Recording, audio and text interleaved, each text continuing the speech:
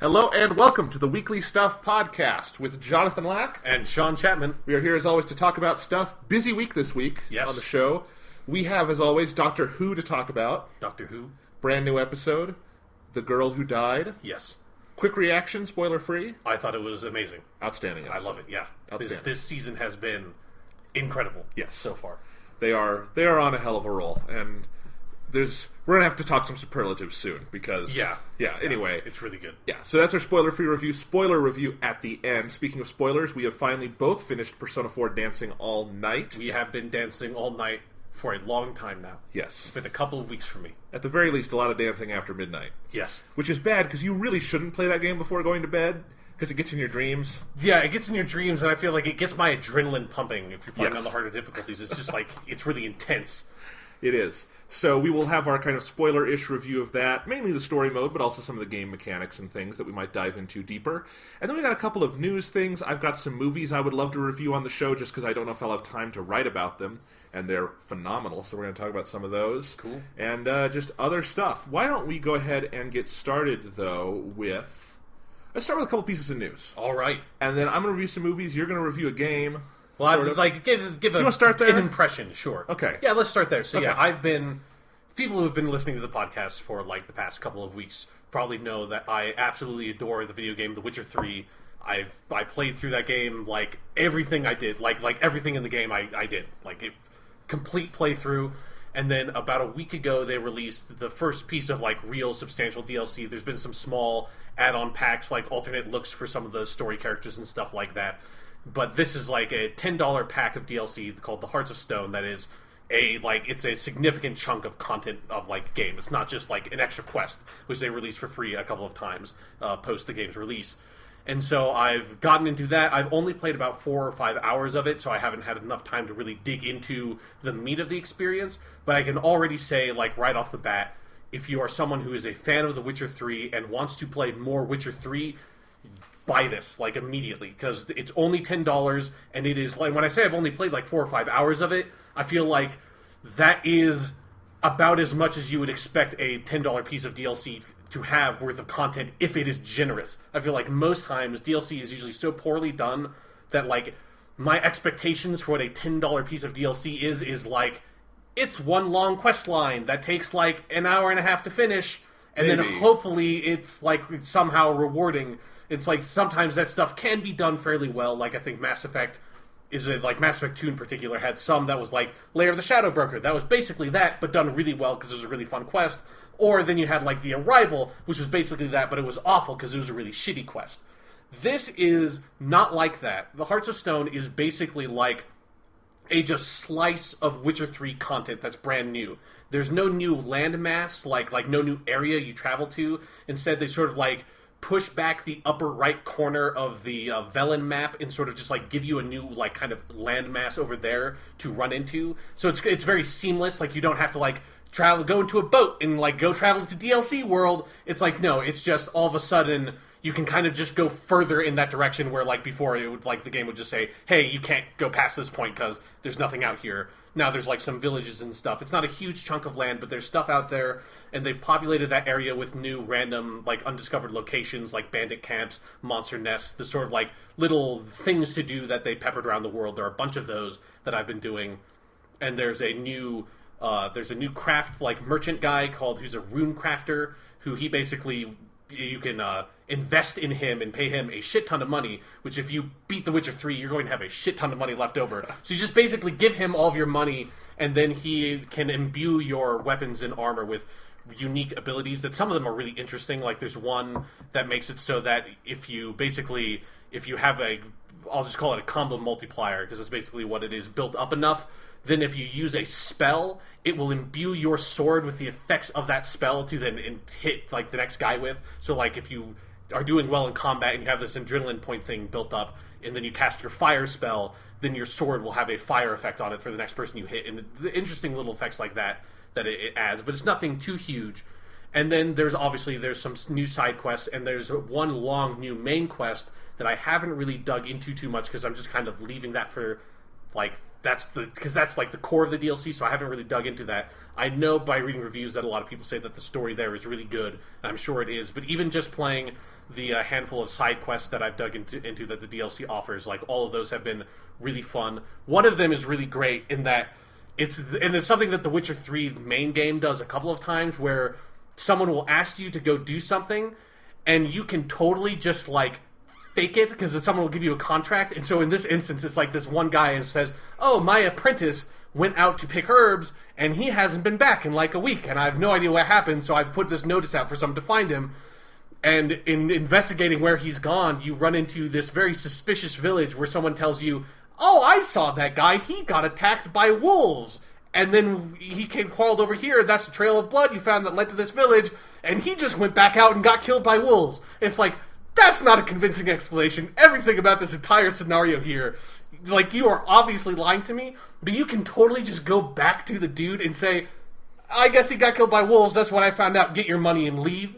And I love that it's just and there's kind of no benefit because you just get the same amount of money, so there's no real benefit to see the quest through to its true conclusion, other than you just have to be well, obviously there's something super fucked up going on here, and I really want to find out what it is. But the game doesn't even prompt you to go investigate it. It's just your quest thing just says, well, I guess it's you can just go back to the herbalist dude and you can just complete this quest, and then you as the player just have to take it on yourself to be no, I'm going to look around this village and investigate all these other dried blood marks and stuff and figure out what's going on here.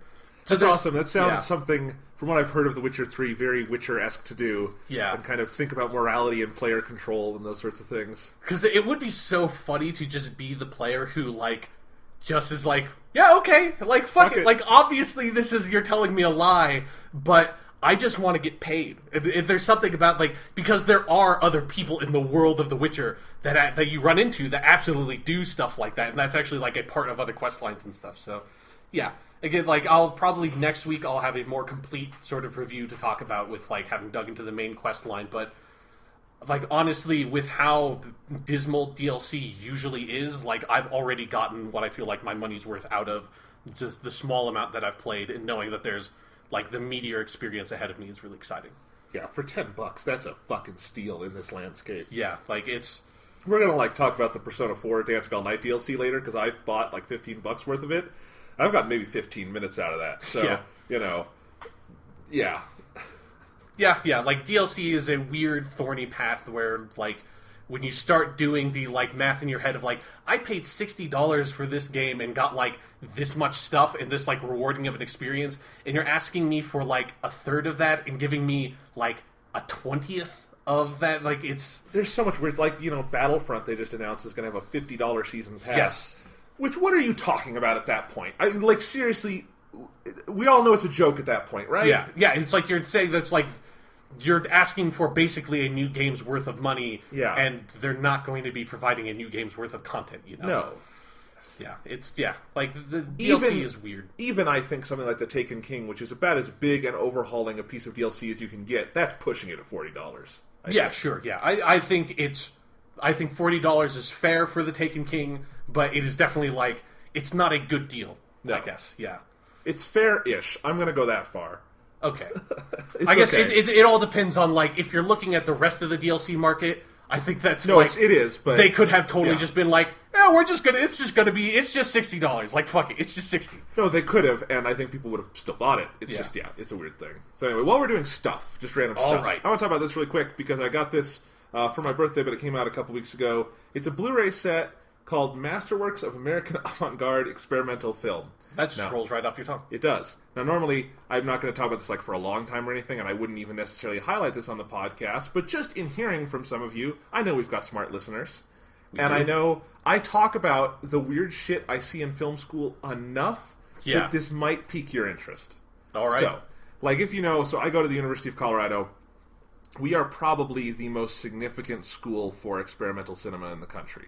Not saying that just to like toot our own horn, but Stan Brakhage, who is the most famous American avant-garde filmmaker, did start our program. So I feel like we have those credentials. Yeah.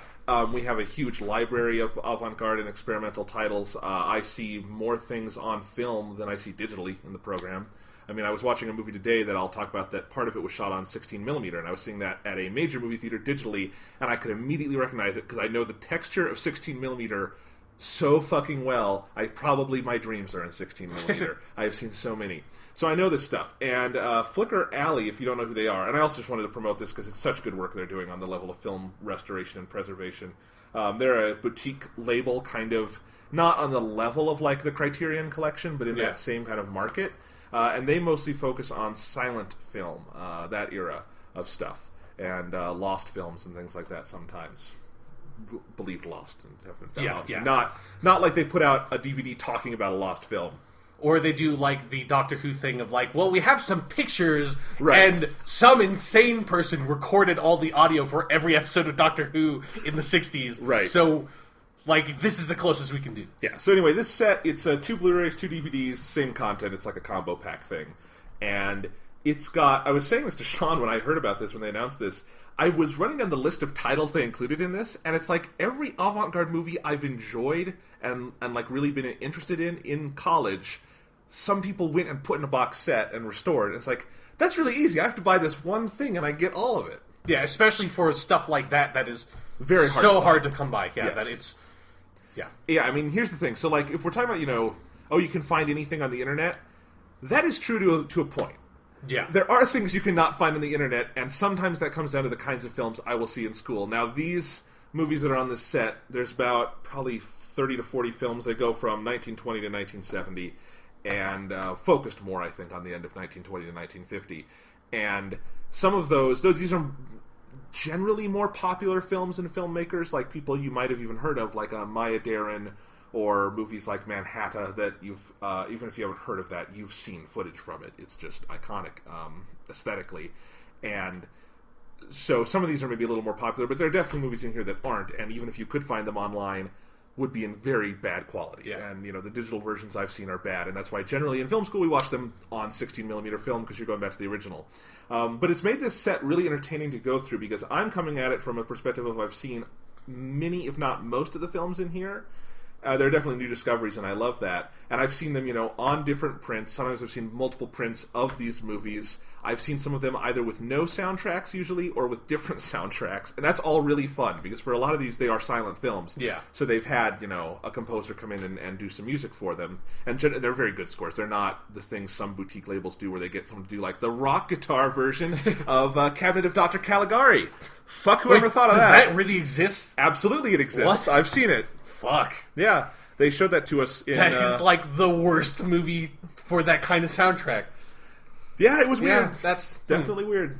But anyway, yeah, no, the whole thing with silent film, if you don't know, like, the whole Pandora's box you can open of scores for silent films, and the amount of awful ones out there is kind of hilarious, because people trying to make silent film hip to the kids by adding, accordion or something. I don't know, rock accordion.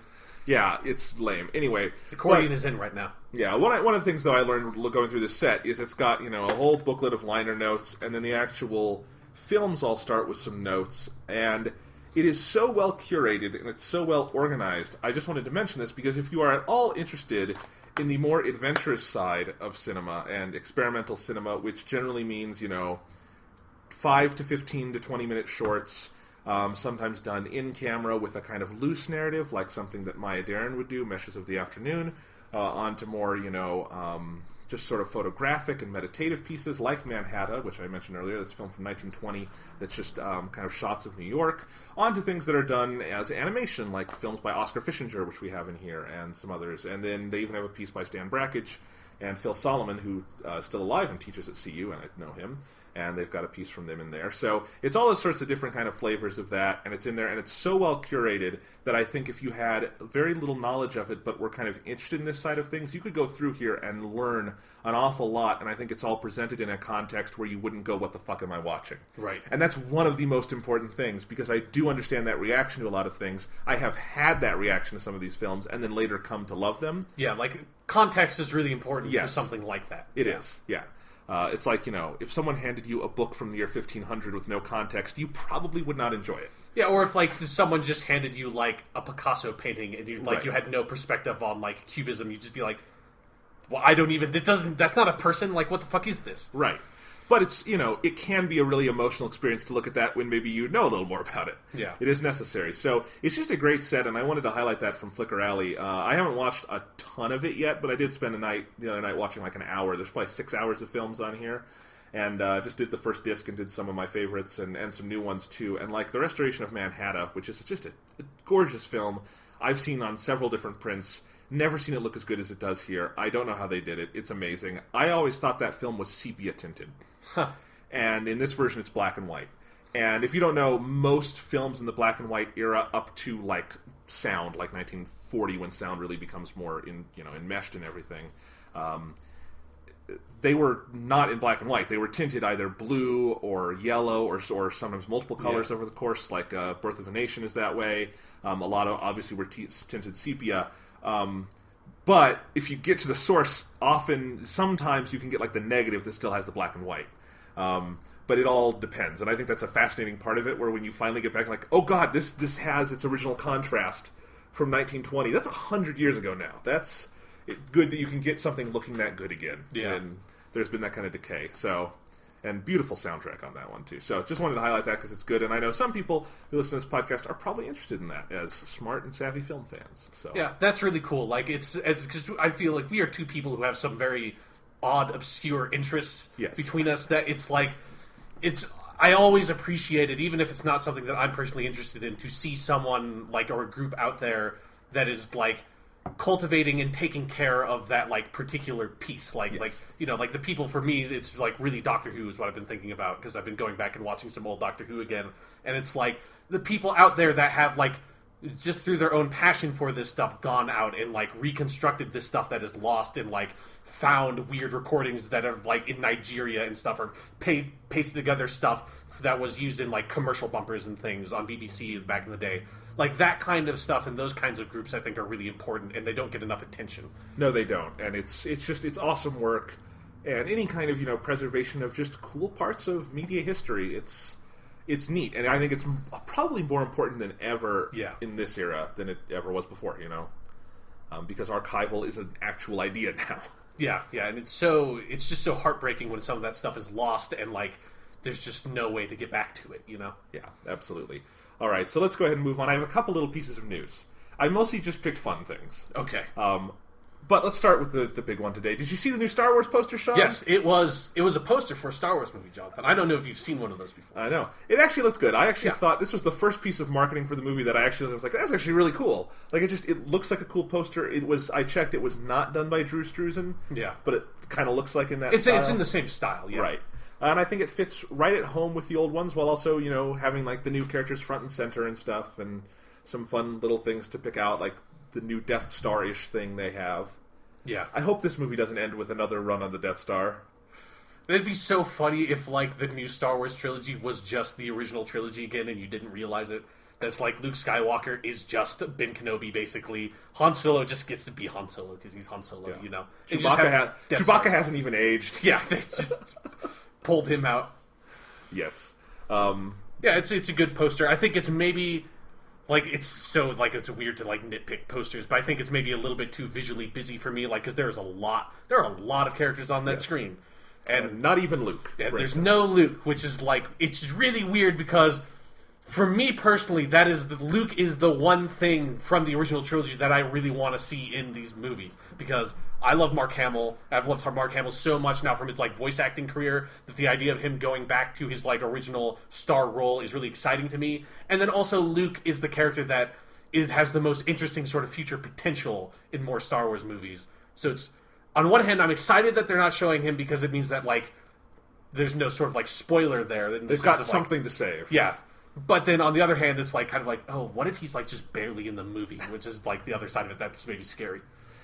I think he'll be in it substantially, but maybe in the back half of the movie, and that's not what they're showing us. But we'll see. There's a lot of possibilities here. We did our big Star Wars talk last week. Yeah. And again, what I hope is that the movie is kind of big and takes some risks and has fun with it, and it doesn't play things too safe, which is what I feel like we're seeing from a lot of the ancillary material. Yeah, like, I want the movie to move forward. I don't want Yeah. it to be stuck in the original trilogy. I want it to be its own thing, you know? Yeah.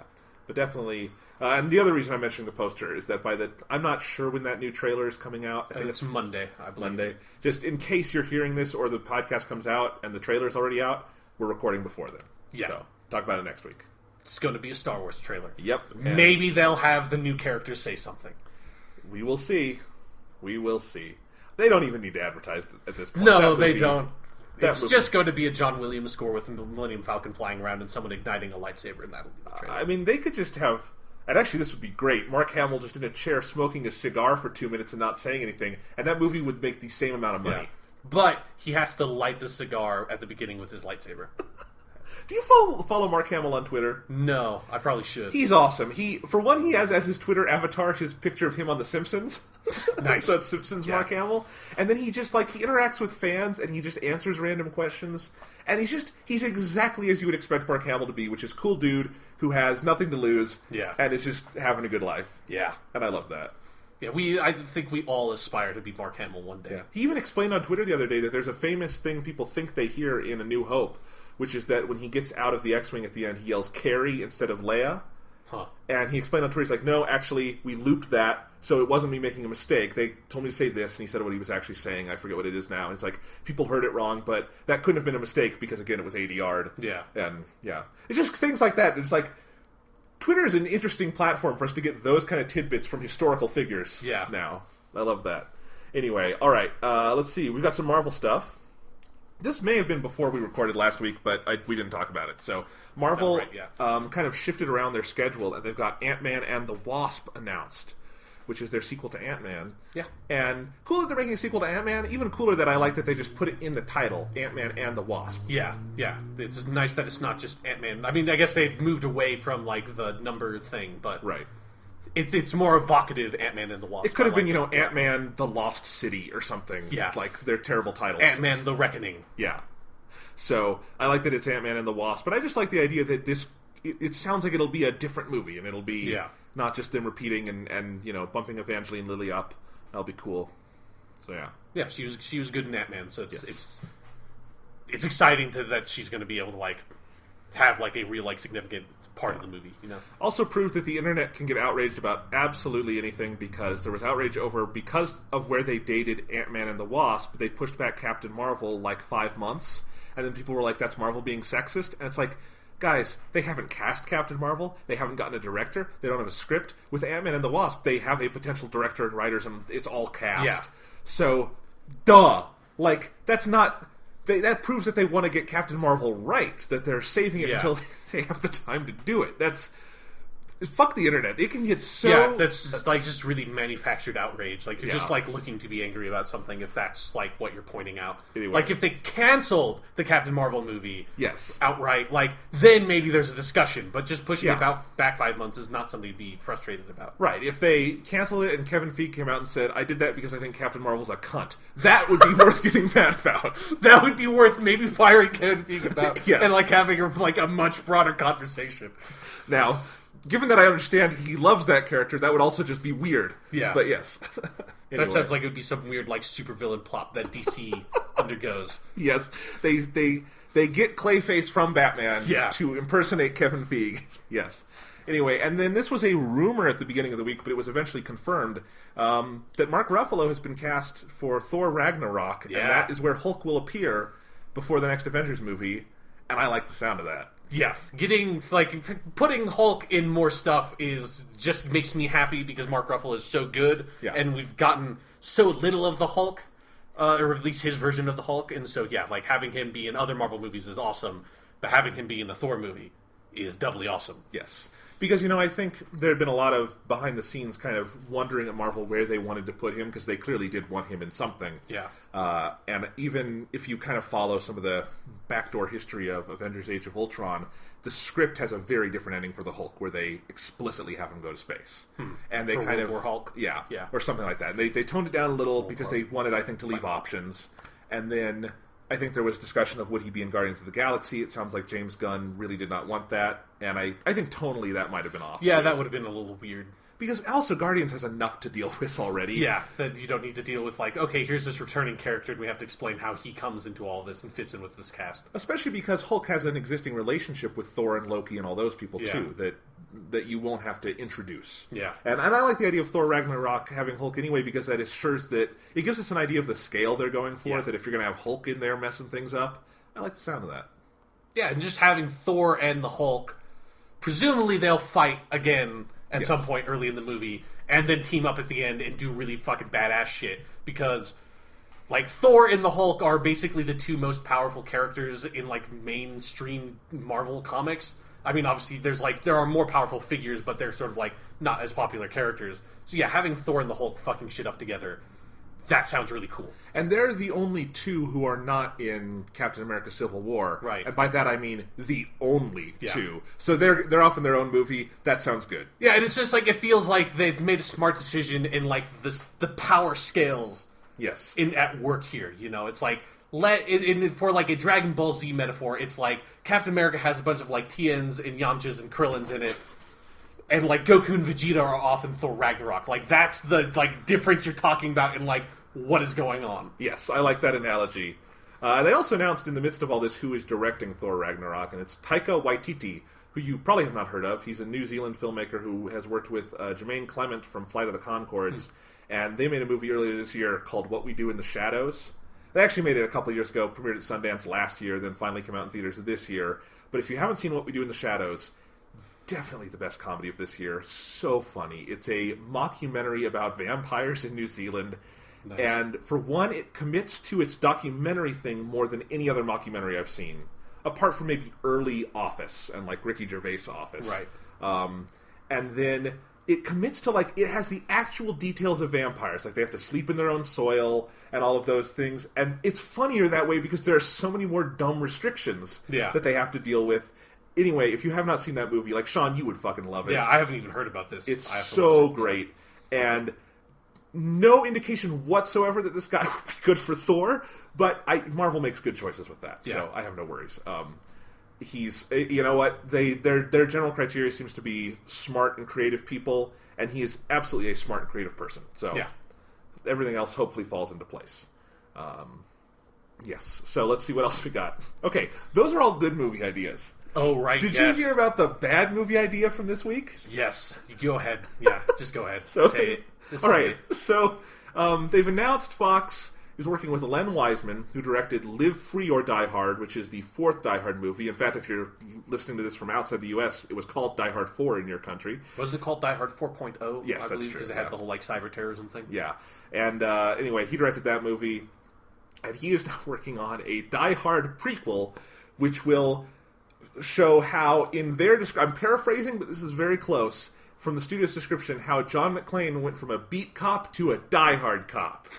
Which is stupid, because that's what Die Hard is! That's Die Hard 1! Like, that's the plot to Die Hard 1, is how Bruce McClane, who's just a cop, goes to be, like, super awesome, like, terrorist-beaten badass guy. Like, that's what that fucking movie is. Like, how do you make a prequel to Die Hard? It makes no sense. I kind of love this piece of news because it just inspired so many great Twitter jokes and stuff. Yeah. Like all the people saying what other movies absolutely do not need a prequel. And it was just, it's great.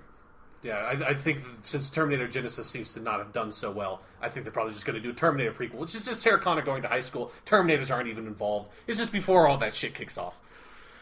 Boy, do it in a John Hughes style, and that could actually be pretty funny. If you knew it was a dumb idea. Yeah. Yeah. Yeah, God. Die Hard prequel is just like... That's just like the saddest idea to do what to do with that franchise. If you're doing it seriously, like I do think you could do the great postmodern satire version of that. Sure, yeah. Like John McClane in high school as like hall monitor, and like the school gets closed down for some reason. I think you could totally... Like some like German transfer student has taken over the school. Yes. It's like... On prom night or something. Yeah. You could totally do that. They're not going to do that. They're going to do something fucking dumb where he like takes out a B-52 bomber in that movie because they keep scaling it. Yeah, exactly. Which is the stupidest thing about it is exactly what you said, that like the demands of the Die Hard like sequels and like the successive movies in the Die Hard franchise are that it has to keep on getting bigger and more ridiculous. Where Die Hard 1 is just some terrorist take over Nakatomi Plaza and he fucking has to kill them. And that's basically it. Like, that's as extreme as it gets, is there's like a dozen dudes that he has to kill, basically. And then, you know, I haven't seen Die Hard 5 because it's who would and It's why. one of the worst movies I've ever seen. But, you know, in Die Hard 4, it's like he's jumping on Harrier jets and, like, taking out helicopters with cars. It's like, I like Die Hard 4, okay, it's a fine action movie. But, like, that's what happens to action movies, is they get, like, ridiculous and over the top. So then if you're making a prequel, ideally, it would be like he kills maybe 3 people, like shoots 3 people over the course of the movie is how you would have to do it because he's just a normal cop. Although, unless you consider that it seems pretty clear he hasn't ever killed anyone in Die Hard 1. Exactly, yeah. So maybe he just arrests 3 people and says yippee-ki-yay motherfucker to someone and handcuffs them, and it's not quite as cool that way. No. But what they're actually going to do is like a fucking giant robot's going to invade New York or something, and he like shoots it and blows it up somehow with a nuclear bomb. You know what I hope it is? What? I hope it's like something huge and crazy happens like that, and then at the movie he gets a concussion and gets amnesia and loses his memory from all that. Yeah. That would be great. Because they've also said they're going to do a framing device with Bruce Willis. Yes. As like he's like talking to someone and like remembering like, oh, remember that one time that like all this crazy shit happened before all these other times that crazy shit happened? Okay, Sean, I've got it. Okay. I've got the plot for this movie, I've got it all. So you know how the Die Hard movies, the first 2 at least, all revolve around Christmas? Yes. And you know how at the beginning of each movie, even though at the end of each previous movie John McClane gets his shit together, he's back on like Skid Row at the beginning of the next one? Yeah. He's a mall store Santa. He's got a kid on his lap, and he is telling him the story of like the Die Hard prequel as a mall store Santa, and it's also a Christmas kind of thing. Yeah. And it's like a Christmas Story, the movie, only with gun. Like, I guess a Christmas Story does have guns. Yeah. But like, he doesn't want a BB gun for Christmas. He wants like, you know, an M9. Yeah. Yeah. And of course, like he's like all washed up and like an alcoholic and stuff. Yeah, just like Let me write this. Kid in one arm, just like a 40 in the other. Yeah, I will totally write this movie. This would be great. It would never get through development at a studio, but I just want to see Bruce Willis dressed up as Santa Claus, which I think you actually can do in the movie North. Yes, I'm pretty sure you're right. In fact, if you want to see Bruce Willis dressed up as anything, it's probably in the movie North. Yeah.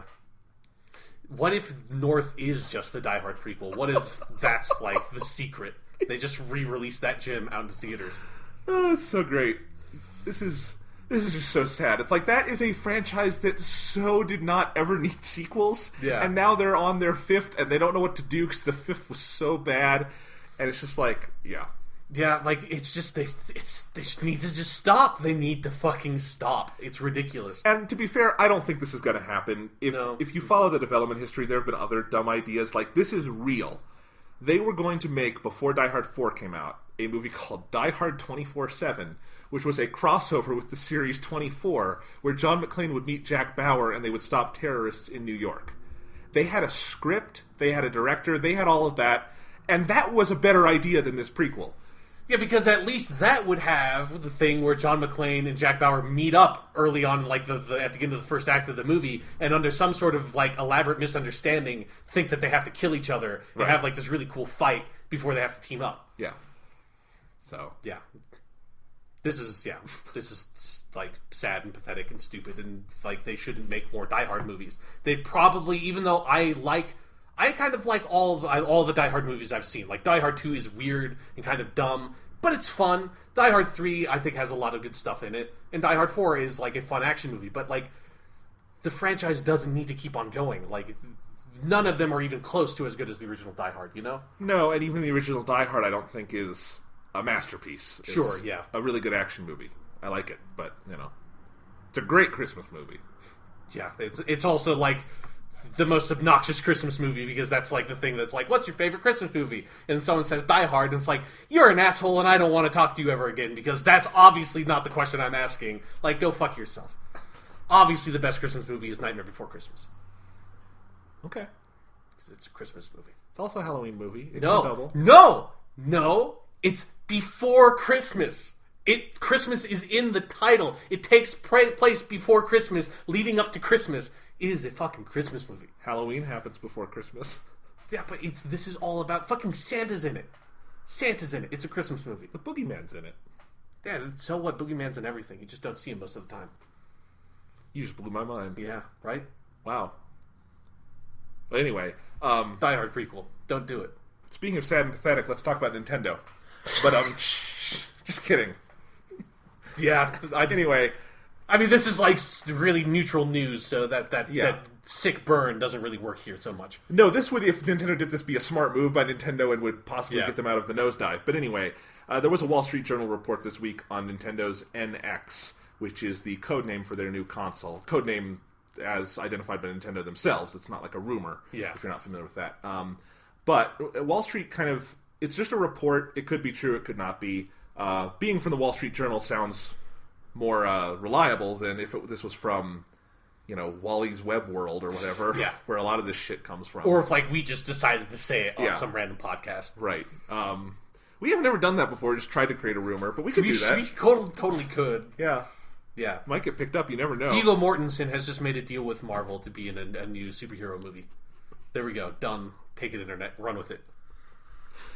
Well, they're going to have to recast Tony Stark at some point. Sure, yeah, and that would be a really weird one to go with. Because it's, other than they kind of look a little bit alike, there's absolutely nothing similar about Robert Downey Jr. and Viggo Mortensen as actors, I feel. That's why it's funny. There's complete opposites. Anyway, so this report from the Wall Street Journal is that the NX will be, and the wording was kind of vague, so I saw people having a little bit of confusion about it.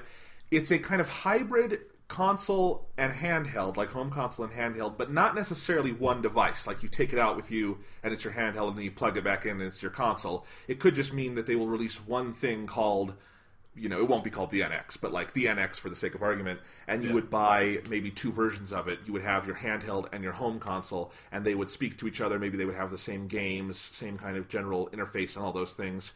Kind of like what I think the Vita was maybe envisioned to be at some point with the PlayStation. Right, yeah.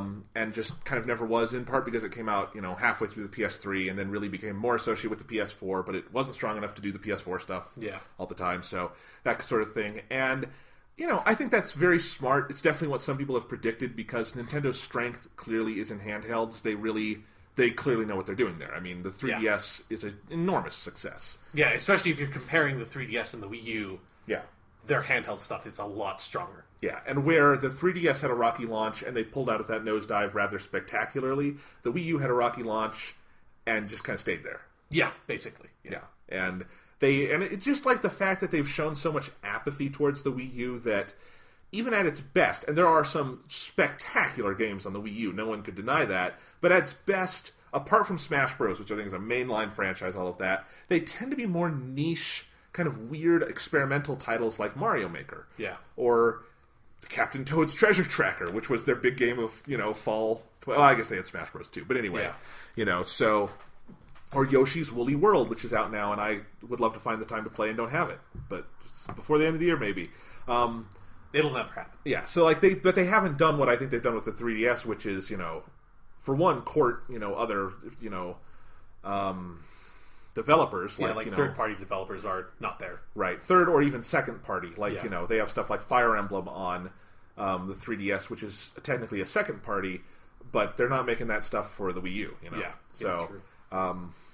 And even just like the mainline Nintendo titles are like you said, it's stuff like there's no like real new Mario game for the Wii U. Like obviously you have Super Mario 3D World, but that's like that might as well be Super Mario 3D Land 2, Yes. And it's like there's no Super Mario Galaxy for the Wii U. There's no like who knows what like the status of that Zelda game is going to be when it comes out, like with the NX coming out around probably the same time. But, like, right now, there's no, like, big Zelda title. There's no big Metroid title. There's nothing, I feel like, there's no huge title on the Wii U that would gravitate someone like me to it at all. Right.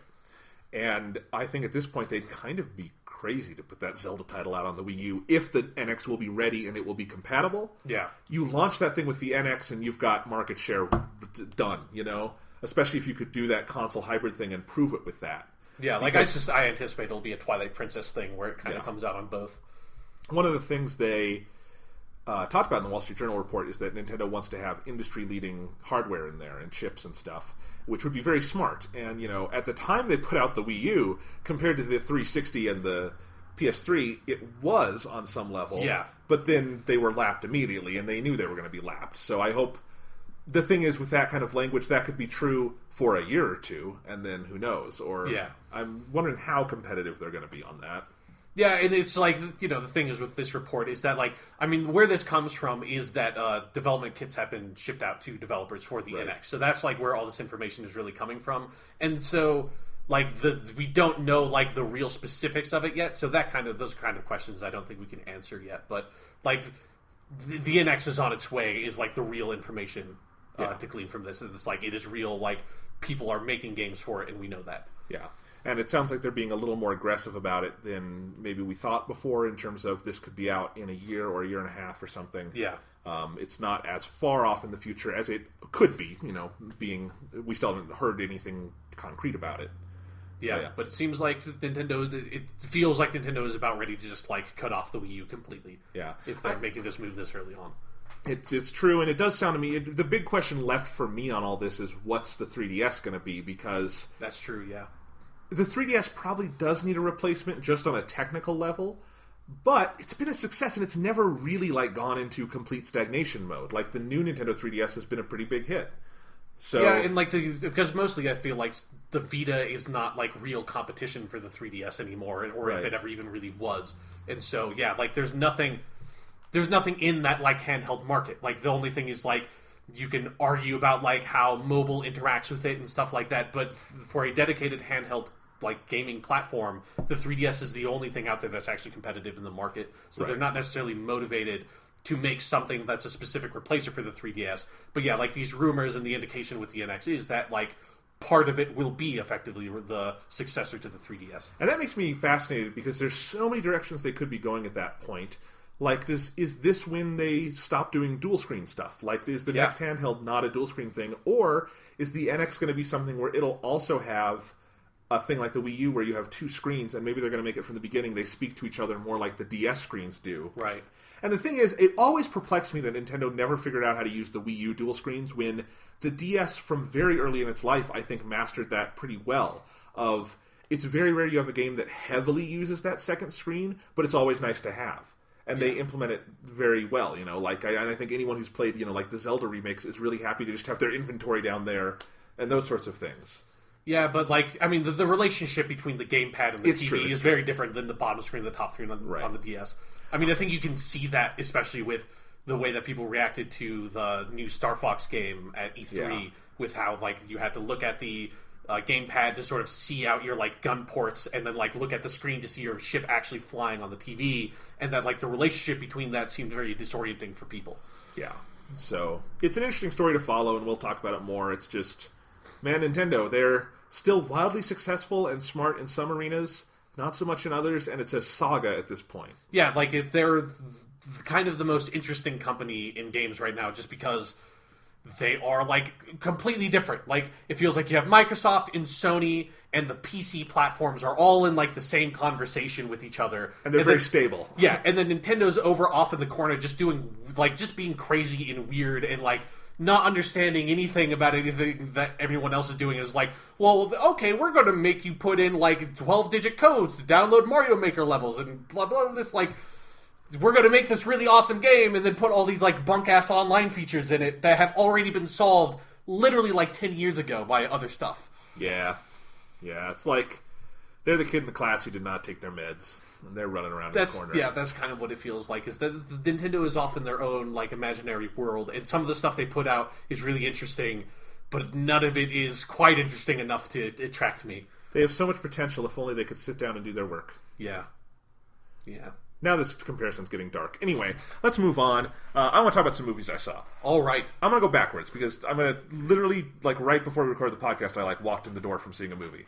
And that was Steve Jobs, the film written by Aaron Sorkin, directed by Danny Boyle, starring Michael Fassbender, Kate Winslet, Seth Rogen. Oh, this isn't the one with Ashton Kutcher in it. No. Oh, okay. And my tweet after seeing the movie was that Ashton Kutcher must look at Fassbender in this movie and just cry into his pillow from feelings of inadequacy. Well, I feel because wasn't the whole thing with Ashton Kutcher? It's the guy's an okay actor, but it feels like they cast him because he looks like young Steve Jobs. If you look at pictures of young Steve Jobs, yeah, and that movie was a really gross cash grab right after the guy died. Yeah. which, yeah, anyway. But this is the real Steve Jobs movie, basically, not the, low-rent version. Written and directed and starring good people and all that. And it is just obscenely good. It is so fucking fantastic. I was just kind of cackling through half of it because it is on fire. It is electric. It is a terrific script Aaron Sorkin has written. And Aaron Sorkin has basically written a theater play. It's 3 acts, and it's only really 3 scenes. It's set at 3 product launches, and they're interesting ones he chose. It's the original Macintosh, the Next, which is the big failure that he did when he was away from Apple, and then the iMac, which was his return to Apple. And so over a period of about 15 years, and they take place in the 40 minutes immediately leading up to each of those conferences, and it's all in real time. And then they jump. And there's little interstitial things in between that just kind of fill you in on kind of, in broad strokes, what happens. And that's such a smart idea for a biopic because you get to get this kind of sense of scope of the guy's life without doing birth to death. Yeah, and you get the scope and you get the detail, right? Right. Yes. Yeah, that seems really smart. Yeah, and it's very theatrical, I think, in the Shakespearean sense. Like if you've read a Shakespearean history play of a great figure, like, Julius Caesar or Henry, pick your number, or, whatever you want. Henry IV, Part 1, don't do Part 2. Okay. No, never do Part 2. Part 2's got, the one good scene, right? With Falstaff? Yeah. Part 2 has 2 or 3 good scenes. The main good scene is at the very end. But most of it is this just feels like the first, studio-mandated sequel in the history of fiction or something. Yes. Fourth Part 2. But if you've read those plays, the histories are often really good, but the way Shakespeare approached them...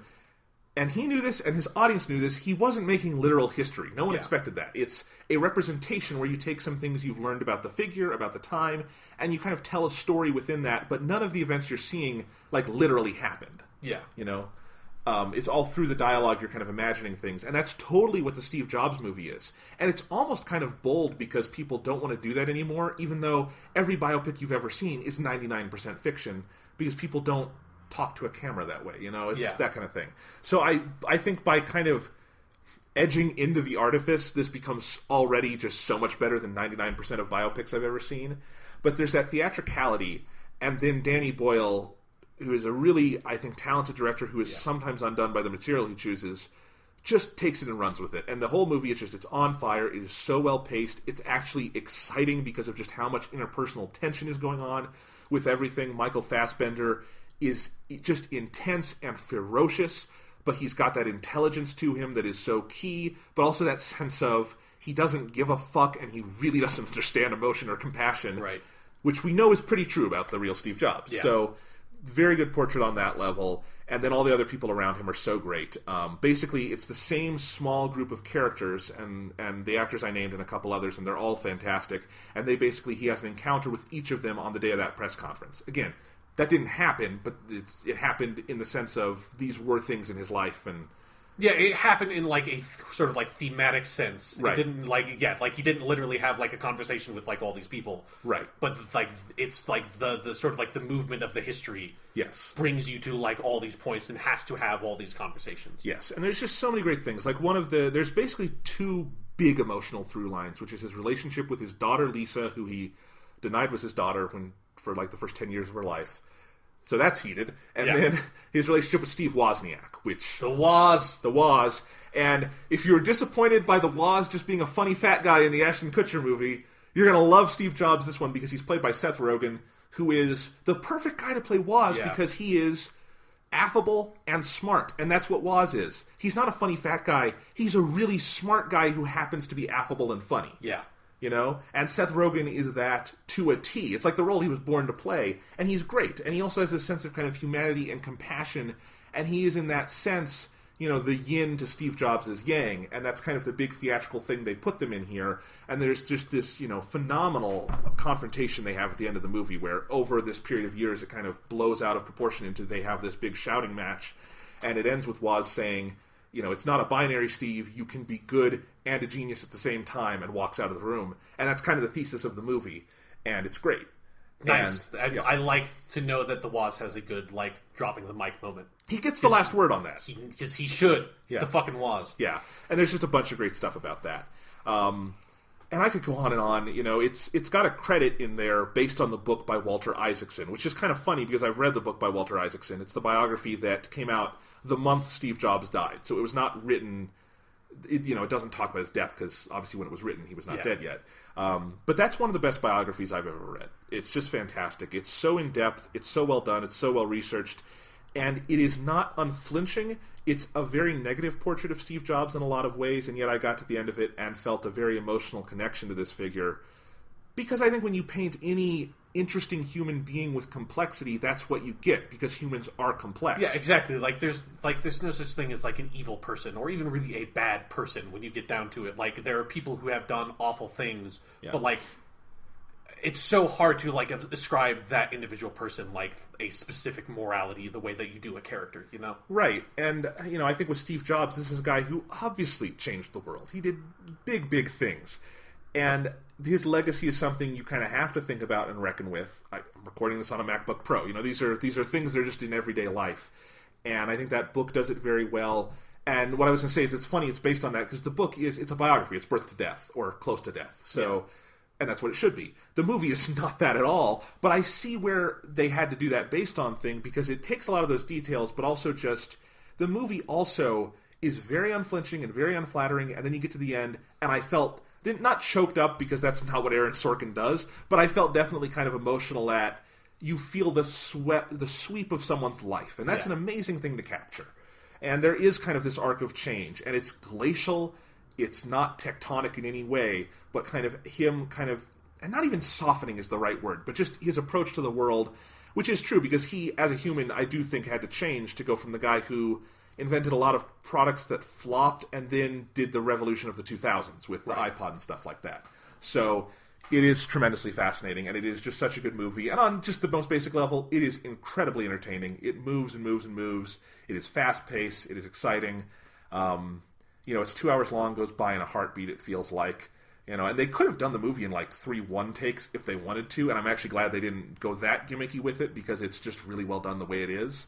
And it has some little flashbacks things into it, but they're woven in so well it doesn't feel like they're taking you out of the overall conceit.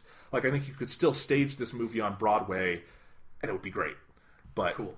Having it done this way with Danny Boyle directing, excellent. So, great movie. Also a great movie is Steven Spielberg's Bridge of Spies with Tom Hanks, that also came out this weekend. And I don't even want to get into what the story is. It's Cold War era. It's about a lawyer who has to defend an accused Soviet spy, and it spirals from there. It's a very complex story. But this is another movie I just enjoyed so purely. I was cackling through parts of it because it's just so good. And I feel like when Spielberg is on the top of his game, no one knows what he does. Just in terms of how he can build a sequence, how he can build characters, and just his general sense of cinematography and the basics of filmmaking. He is so good at that, he makes it look easy and effortless, and this movie obviously is not easy and effortless because it's mostly backdoor negotiations and things that shouldn't be as exciting as they are. But this movie, it's 2.5 hours and it goes by in a heartbeat, and it is just so well done. It's got a couple of moments where I think Spielberg ladles things on a little too thick in terms of making the Soviets look bad or making just certain things a little too broad, but overall he doesn't play that. It doesn't have the problem Lincoln did, I think, where it has a really bad last scene. Yeah. And Lincoln is an A+ movie with a C final scene. Yeah, it has the Superman the Motion Picture syndrome. Yes. I mean, it's not an awful ending. It's not to that scale, but it's a similar thing of there's a clear kind of moment where it's okay, this is a good spot for the movie to basically wrap up. And then you keep on going and oh no, why did you do this? Yeah. And I didn't feel... There was a moment where I would have cut Bridge of Spies, maybe, and I know old-fashioned Hollywood would have, and it goes on 5 minutes past that, but those 5 minutes are good, so it's okay. Tom Hanks is fantastic. It just made me reflect, Tom Hanks is also an actor who... What he does, I think, is undervalued today because he is such a different actor than I think our modern breed. This is not ferocious acting like you get in Steve Jobs. This is... everyman, understated kind of work, and Tom Hanks is the best at that. Yeah. He is a movie star through and through, and this is such good work from him. How I described the movie on Twitter, and I think it's totally... and I like this description, is it is the Cold War-era spy thriller version of To Kill a Mockingbird. Huh. And if that doesn't make you want to see it, There's no hope for you, because that's an awesome description, and that's what the movie is, and it's great. So in that equation, who is Atticus Finch? Tom Hanks. Tom Hanks. Okay, yeah, that makes it even better. Yeah, because he has to defend someone who is unpopular, and he has to kind of stand up for an unpopular opinion at the time, but with all the added wrinkles of Cold War era spy espionage. Nice. And I love all that. And it's just very well done. All of the acting is good. Basically, this movie, its cast is Tom Hanks and then a small army of TV character actors. And I love that when I can just feel like, I know that guy from that show and that guy from that show, and they're pretty much playing their character from that show, but it works here. And overall, I think this movie is really one where you can say they don't make them like that anymore, because it feels like a Hollywood movie from the 50s or 60s or 70s, and just so good in that way. And I think it's something that... And people are really enjoying it, I've seen. I don't know if it can get, any big awards attention at the end of the year, because I don't know if it's flashy enough, but it's got beautiful cinematography, great music, great acting, and it's just... It hit so many of my personal buttons of, genres and things I like, that it felt like half the movie I was like, this is made for me. I love it. And really, really good. Nice. Yeah. Yeah, I've heard really good things about it. Yeah. It sounds really awesome. I wanted to see 3 movies this weekend. I also wanted to see Crimson Peak by Guillermo del Toro. Have not had the time yet. I will. Looks cool. At the very least, it'll be really pretty. Yeah, I like that, every time I've seen, because I watched, a clip of him, he was on the Late Show with Colbert, and I've seen, a couple of other, little bits of, interviews and stuff. I like how, I think I've seen him describe that movie as a gothic romance 100 times. It's the dude knows what genre the movie's in. It's a genre I really like, so I'm definitely going to watch that at some point. Yeah, absolutely. And the trailers are advertising it as horror, and I think that's why he's been working against that so much. And the movie bombed hard this weekend, which is too bad. But I think that's probably that disconnect. And I don't know really how else you would market a movie like that. Yeah, because gothic romance is something very, very specific that is something that in literature I've studied extensively, because it's a big part of 19th century literature that I'm really fascinated by, of stuff like Dracula. Yeah, and if you're only used to Guillermo from his American work, he more indulges kind of his pulp fiction kind of side of himself. But he's a very smart and very learned man. Yeah. And his Spanish language work reflects that. If you've seen Pan's Labyrinth is the famous one. So this is more in that vein, it sounds like. And I'm excited to see it. And also, you mentioned Guillermo being on Colbert. I want Guillermo del Toro to host a talk show. He would be a good, you'd be a good host. I don't want him to stop making movies, but at the same time, he's just one of those guys I love hearing talk. Yeah, he's very affable. He's got a fantastic accent that makes it really fun to listen to. And he's just smart and funny, and all the things he's someone you'd just like to go have a conversation with. Yeah, that he knows a lot about a broad number of subjects that he can talk about. Yeah, and you could talk to him about kaiju and shit like that. Yeah, exactly. Yeah, you can talk about the height of gothic romance in the mid 19th century, and then you can also talk to him about Godzilla movies. That's a guy after my own heart. All right, so Sean, all that stuff's fun. But we got to talk about dancing. I mean, I have been... It's night right now. I've been dancing. I don't know if you've noticed. But you've been doing your microdance. Yes, my microdance. Your podcast microdance. Yes. All right. Persona 4 Dancing All Night. We've heard your thoughts on it. Extensively, yes. Recap, really quick. I think it's amazing. If you are... I mean, the easy way to explain it is that if you're someone who is a fan of the story and characters of Persona 4, and you're also a fan of rhythm games in the vein of the recent Hatsune Miku titles, this is the perfect game for you. I am both of those things... So it is the perfect game for me. I think it's incredible. It's a really good game. I want to preface that I really love this game. I'm glad I've sunk a lot of money into it, the DLC and stuff. I've had a lot of fun with it. I think the actual dance mechanics and the amount of effort that went into animating those dances and all the environments and the character models is outstanding and so far above and beyond the Call of Duty. It's kind of mind-boggling at times. Right. When you watch just how much cuteness they infused into Nanako. And it's they must have gotten a laboratory full of children and watched them dance. And it's they melted kittens down into their core constituent cute pieces and just breathed life into it somehow in the game. Yeah. So that's what I want to preface it all with. I'm definitely in the camp this game, buy this game, it's great. I was a little disappointed by the story mode. Okay. And I'll start there. And I think it's because I just played Persona Q, and Persona Q is such a more substantial version of this, where it is fan servicey, but it's also telling a much bigger story. I think the writing is so much more on point for the characters in that one, and I think it ultimately gets to a much more dynamic, emotional place with a lot of them. And then just, this is a visual novel and that's a game, so you can't really compare those kind of two sides of it as much. Right. But this, I kind of kept waiting for the story to kick into gear. I think it's really slow at the beginning. Then you get a chapter with basically the underclassmen, the third years or second years. Yeah. And I really liked that stuff, and that was probably my favorite stretch of the game. And then I think there's some really interesting stuff with Konami Mashita, spoilers from here on out, who is the new main character, kind of new central character in this game, and Nanako and kind of that investigation. But I think it's all paced very awkwardly. I think it's usually, I think pretty much every scene went on too long for my tastes. And I think they did a lot of good stuff with Konami, and then when I kind of thought it was at its most interesting with the villain was her shadow and they were going all Fight Club on us, it's just another god they have to go yell at. Hey, Jonathan, guess what? It's a Persona game. Yeah, it is. But it's like, if you were expecting it to not be some, like, slumbering ancient deity, guess what? It's a slumbering ancient deity. It's a slumbering ancient deity. It just, there was no point where I felt like anything got as dynamic as I maybe would have wanted. And again, this is disappointment relative to really high bars. Yeah. So, I still think, relative to most other games made in the world, there is sharper character work and writing and character designs and all that than in 99% of stuff you will play. So, I'm only grading this on the curve of Persona. Yeah. This was slightly under curve for me. I still enjoyed a lot of it. I laughed at a lot of it. There are certain things, done by some of the main characters, mostly, again, the second-year students, who I think have some great material. And even Teddy, who I think has some really interesting moments in this one. So there's a lot of good stuff. I wouldn't dissuade anyone from buying the game and playing the story mode. That's not what I'm saying. Yeah. It's slightly disappointing. I mean, it's something where I feel like I actually have basically the same feelings for you, but my expectations were maybe tempered more appropriately because you haven't played any of the arena games, correct?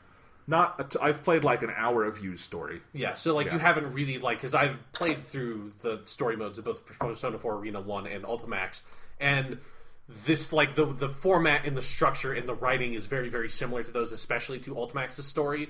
And I do think that, because I think I said this the first time we talked about it, that there is nothing in this story. I think this is kind of what you're talking about, that for the equivalent of a Persona 4 Arena is they have the new character Labris, and her specific story in that game is really strong, really effective, and really heartbreaking in a lot of different ways. That nothing in this game reaches that sort of level. And I can't speak to Persona Q's story, but I imagine it has something similar. Persona Q is on that Labris level. Yeah. It's fantastic with those characters and stuff. Yeah. Yeah. So this is more like Arena Ultimax, which is a fun story. Has solid writing, is very funny at certain points, and is appropriately dramatic at other points, but never had hits this real high, because I think at some point the structure of the story maybe doesn't even really afford it, and so it's something where, like you said, it's something, if you're expecting it to really go for it in the story department, it's disappointing. But if you understand that they just approach it with the perspective of I mean, there's a world in which this game doesn't have a story mode at all, Right. There's a world in which it has a story mode that is just thrown together and is complete shit. And this is it's a story mode where they don't completely go for it, but they go for it far more than you would normally expect a game like this to do this. I mean, you would never expect a game like this to do this at all. No, generally. And absolutely. I am so glad the story mode was here. I was happy to play it. There was no point where I was I want to go replay Metal Gear Solid 5 or something. That would be a really drastic situation you'd find yourself in. I know. If you haven't heard, we dislike Metal Gear Solid 5. We're the two people on the internet who dislike that game. Yeah. Anyway, but yeah, I mean, I'm just saying this was a B+ to me when maybe I wanted an A-. I know I'm kind of looking at gift horse in the mouth. Yeah, but, yeah. I mean, it's definitely something where, for me, my perspective on this game is it is just this really happy celebration of Persona 4 and those characters in that world, and kind of a sending off to them as we look forward to Persona 5. And who knows if we're going to keep on doing Persona 4 character stuff, maybe we will, maybe we won't. But this just felt it was, let's get the gang back together, let's have some fun, let's just dance, literally, let's just start dancing, and let's have some fun with it. And with that kind of story, I think that allows some stuff that's really endearing and really heartwarming, which is all the Nanako stuff. But it doesn't, I feel let you quite get to... this game does go to dark places, but it doesn't go to, the depths that most Persona games go to in terms of, where they're willing to go to, really hit emotional cores. No, and I, based on what you just said, it's a celebration of Persona 4, and this is what I was going to say, is my theory. I do think if I had not played Persona Q, I absolutely would have liked this more. Because the problem is, Persona Q, even more than I think the other Persona spin-offs, just went so far above and beyond. It's a full 80-hour story. I thought it dragged on a little too long, but that was more on the gameplay side than the story. And I think if you view that game as a celebration of those characters, which it absolutely is, that one gets to just give even more substance to it. Like there's, an hour-long subplot you do with Marie in that game that is every inch as good as the Marie stuff in Persona 4 Golden. And there's little stories for Naoto and stuff like that that are just so brilliant and beautiful that's kind of where I'm comparing it, just in my immediate Persona history. And I don't think that's a completely fair comparison. It's just like, if you take these two games of having kind of similar goals and just being a celebration of the world, maybe I was a little tired out from Persona Q playing this one. But no, it still does some of these things well. I will say one thing I don't like about this one, and I definitely did not like about the time I played Persona 4 Arena, and is actually what kind of turned me off of maybe continuing with it. I don't like how they handle you in these games. Sure, yeah. I think he's bland. They make him super bland, and I think they make him a little too vocally active in the story. And I think Persona Q actually handled it really well, because he's not a silent protagonist in that one, and they still do... I guess you do name him in that one, but he will speak once in a while. Yeah. But they keep his level of lunacy in that, and I think it was a good kind of just middle ground of him still feeling like the guy I played in Persona 4 Golden. Here he feels kind of just a bland guy who I don't feel I know all that well, because I think the things that defined him are kind of not there anymore. And I also think getting as much as we do of his perspective and the first person narration, I don't find it interesting with you. The chapters you get in here from Rise and Konami, I think I love that device. Because I think Rise is super fun to have with that. And then Konami, being the new character, it's very revealing and good on that level. But when it's with you, those are the stretches of the game I definitely felt dragged the most. I agree with you. It's definitely a problem with the Persona 4 Arena games that, it's something where it's because they put him back into this sort of normal protagonist role, it's he feels more like a default protagonist. Whereas, the requirements of where you became a character was in the anime version of Persona 4. And when that happened, the requirements of that are, you have to do something kind of crazy with him. It's the same thing with the Persona 3 movies. It's you can't have him be a bland character, because so much of the story revolves around this character and says things about this character. It's you need to do something with him. And so their answer with that in Persona 3 is the movies is obviously to give him this dramatic character arc and really delve into who this person is. Their answer to that with Persona 4 the animation was, we're going to make this guy the coolest, craziest motherfucker on the planet who just takes everything 100 times more seriously than he needs to, and that is basically what he is in the animation, and it's amazing. It's amazing, and I totally still feel that characterization in how they have him dance. Yes, and because he's the best dancer. Yes. He has all the best dances in the game. And that's a disconnect for me, because he's a little overly sincere and stuff in the main story, and then he gets out on that stage and dances, and I would rather he say something fucking crazy before you cut to dance, rather than friendship is magical, yay, or whatever. Yeah, it's something where I see why, and it's the same thing with the Persona 4 Arena games, that, it's hard to find room for that character to be who that character needs to be, I guess. It's definitely a flaw, that they've run into with most of these spin-offs. But it's one that I guess I'm able to overlook, because I don't think, it's too over-encompassing, because at the end of the day, Yu's not actually the narrator for most of the story. He's just the narrator for, the beginning part of the story, mostly, and then when it shifts to Konami, she's actually the meat of it, really. Yeah, and the Konami stuff, I think, is generally good. Again, I have a problem where I just think most of the scenes just were a little too verbose, and maybe there were, a couple backs and forths I didn't always need, that little over-exposition once in a while. But good stuff with Konami. I love the characters you get there, the dance coach. I love the relationship between her and cop uncle Dojima. Dojima, yeah. Sorry. Anyway, yeah. I'm a little disappointed he doesn't still have his coat he's hanging over his shoulder. Yeah, just with his two fingers and a cigar or cigarette in his mouth constantly. Yeah. Maybe, because he's going to the city and he's with Nanako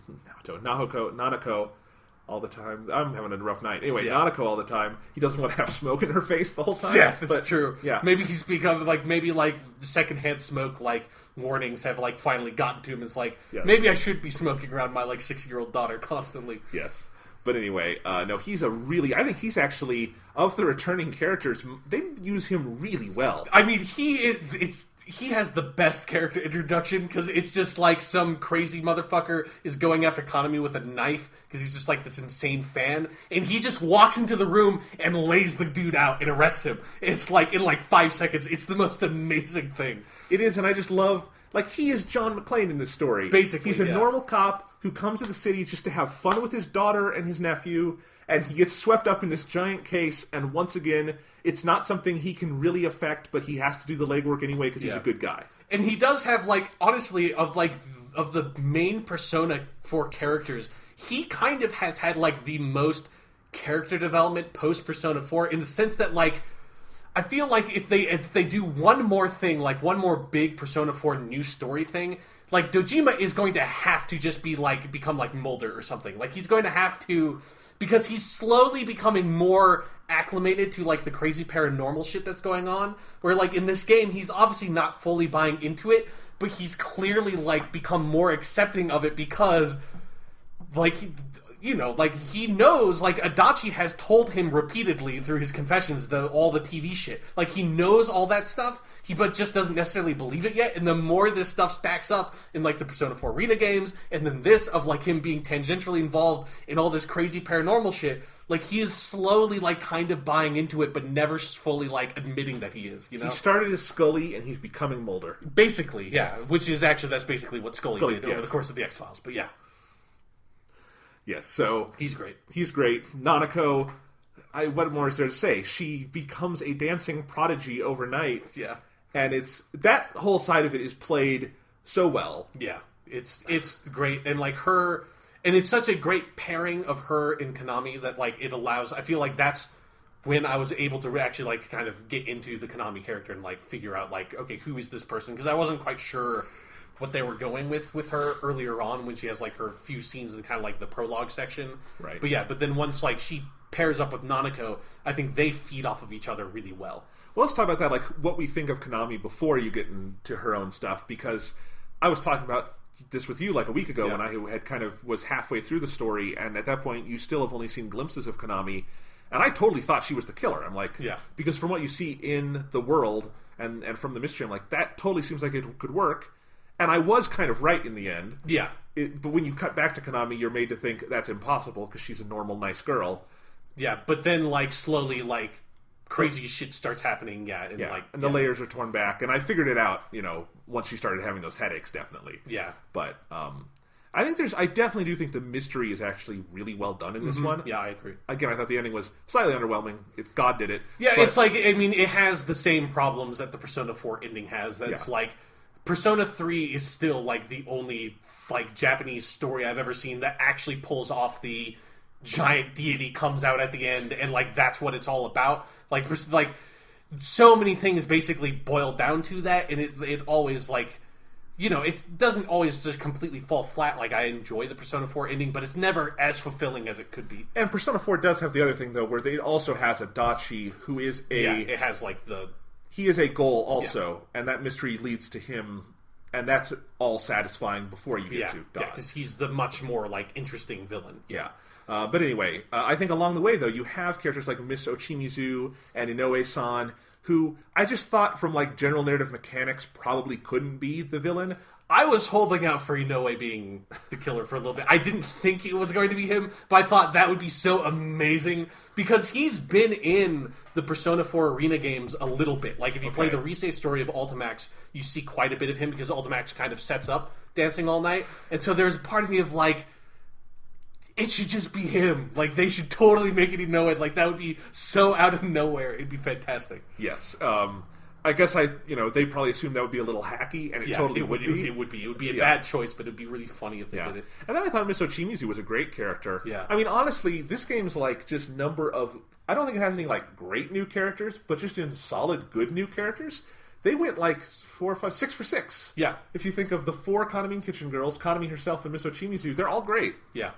They're really fun to have around, and I think the individual stories you get early on with the different Kaname and Kitchen Girls are very well done. Yeah, I agree. Like, that's sort of, that whole, like, sort of beginning section of the game, like, I guess kind of the first half, where you are going through all the girls, and basically doing, like, Persona 4 in like fast forward mode or something, where it's like Right. you're just constantly having these encounters where they're not like facing their shadows necessarily, but like the weird voice is basically taking the place of their individual shadows and like revealing.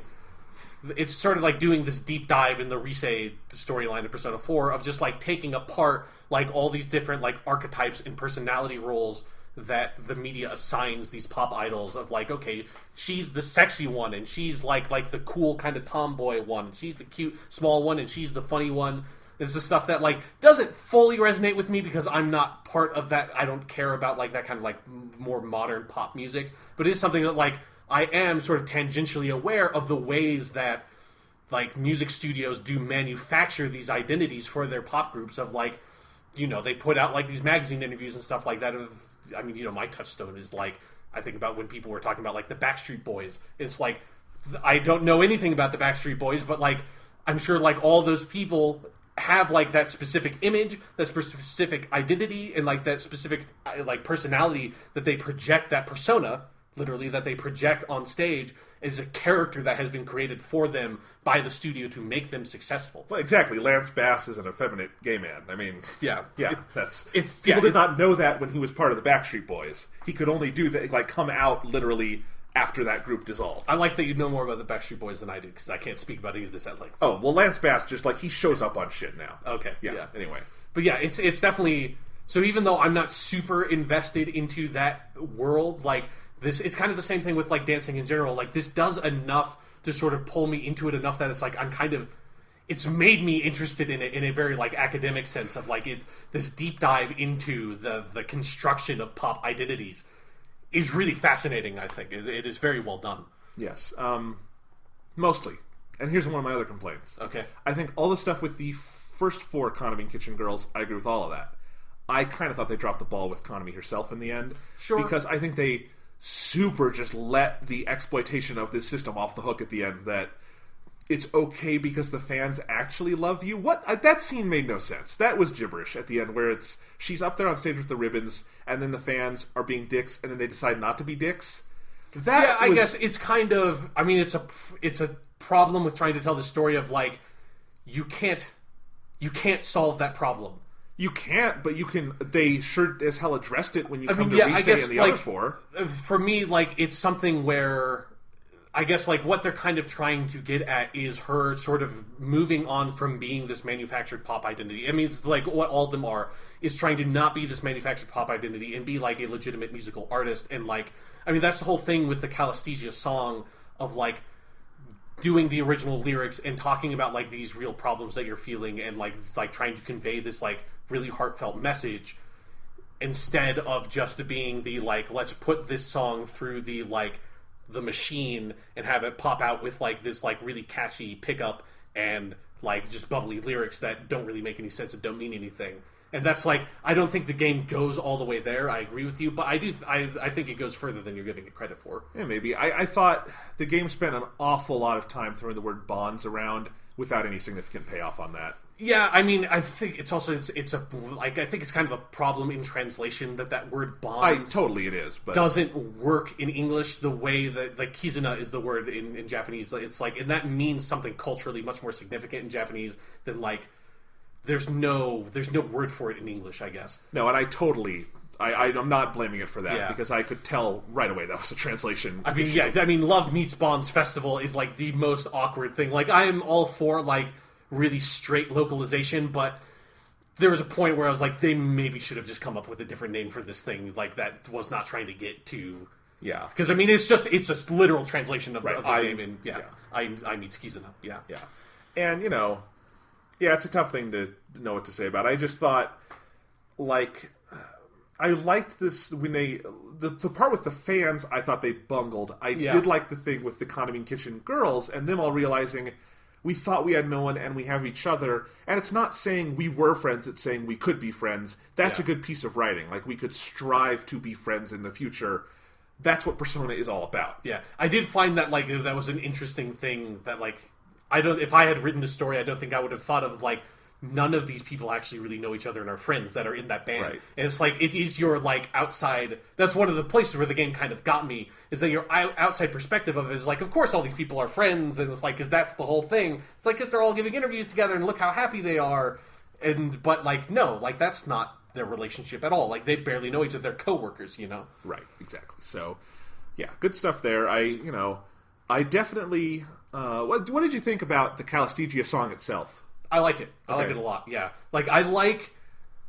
Especially because, like, so much of the game has this, like... I mean, it's music that I really like. I really like the remixes, but, like, the nature of a remix most of the time is to, like, make the song bigger, you know? And that's, like, some of the remixes don't do that. Like, the Heaven remix kind of, like, brings the song down more. But most of the remixes are, like, you know, they, like really, like, pump the song up. And so, like, then you have Calistegia. The thing I like about Calistegia is it, like, takes it all the way back and is just, like, it is, like, 4 people playing instruments and, like, 1 girl singing, you know? Like, that's, it's just, like, it's not an amazing song, but I don't think, it's almost kind of, like, not supposed to be an amazing song, I guess. Except if you think of how much time they spent building it up, and then the lyrics aren't completely bubbly, but the song itself is. So I wasn't wowed by it in the way I thought the game was building to. But it's good. It's fun. I guess, like, when I say it's like it's not supposed to be that good of a song, is that I feel like, because, like, ostensibly it is just, like, performed by Kanami herself, and there's something about it that, like, I guess the thing I like about the song is that the song feels very earnest, which is, I think, that's what it's supposed to be. It's not supposed to be, like, this really amazing song. It's supposed to feel like the song that this 16-year-old girl is performing without, like, the full force of the studio behind her kind of thing. I get that. Here's my disappointment with Calistegia. Okay. Not related to the song. You do unlock a chart version of it you can play. Yes. They don't have you do it over the end credits.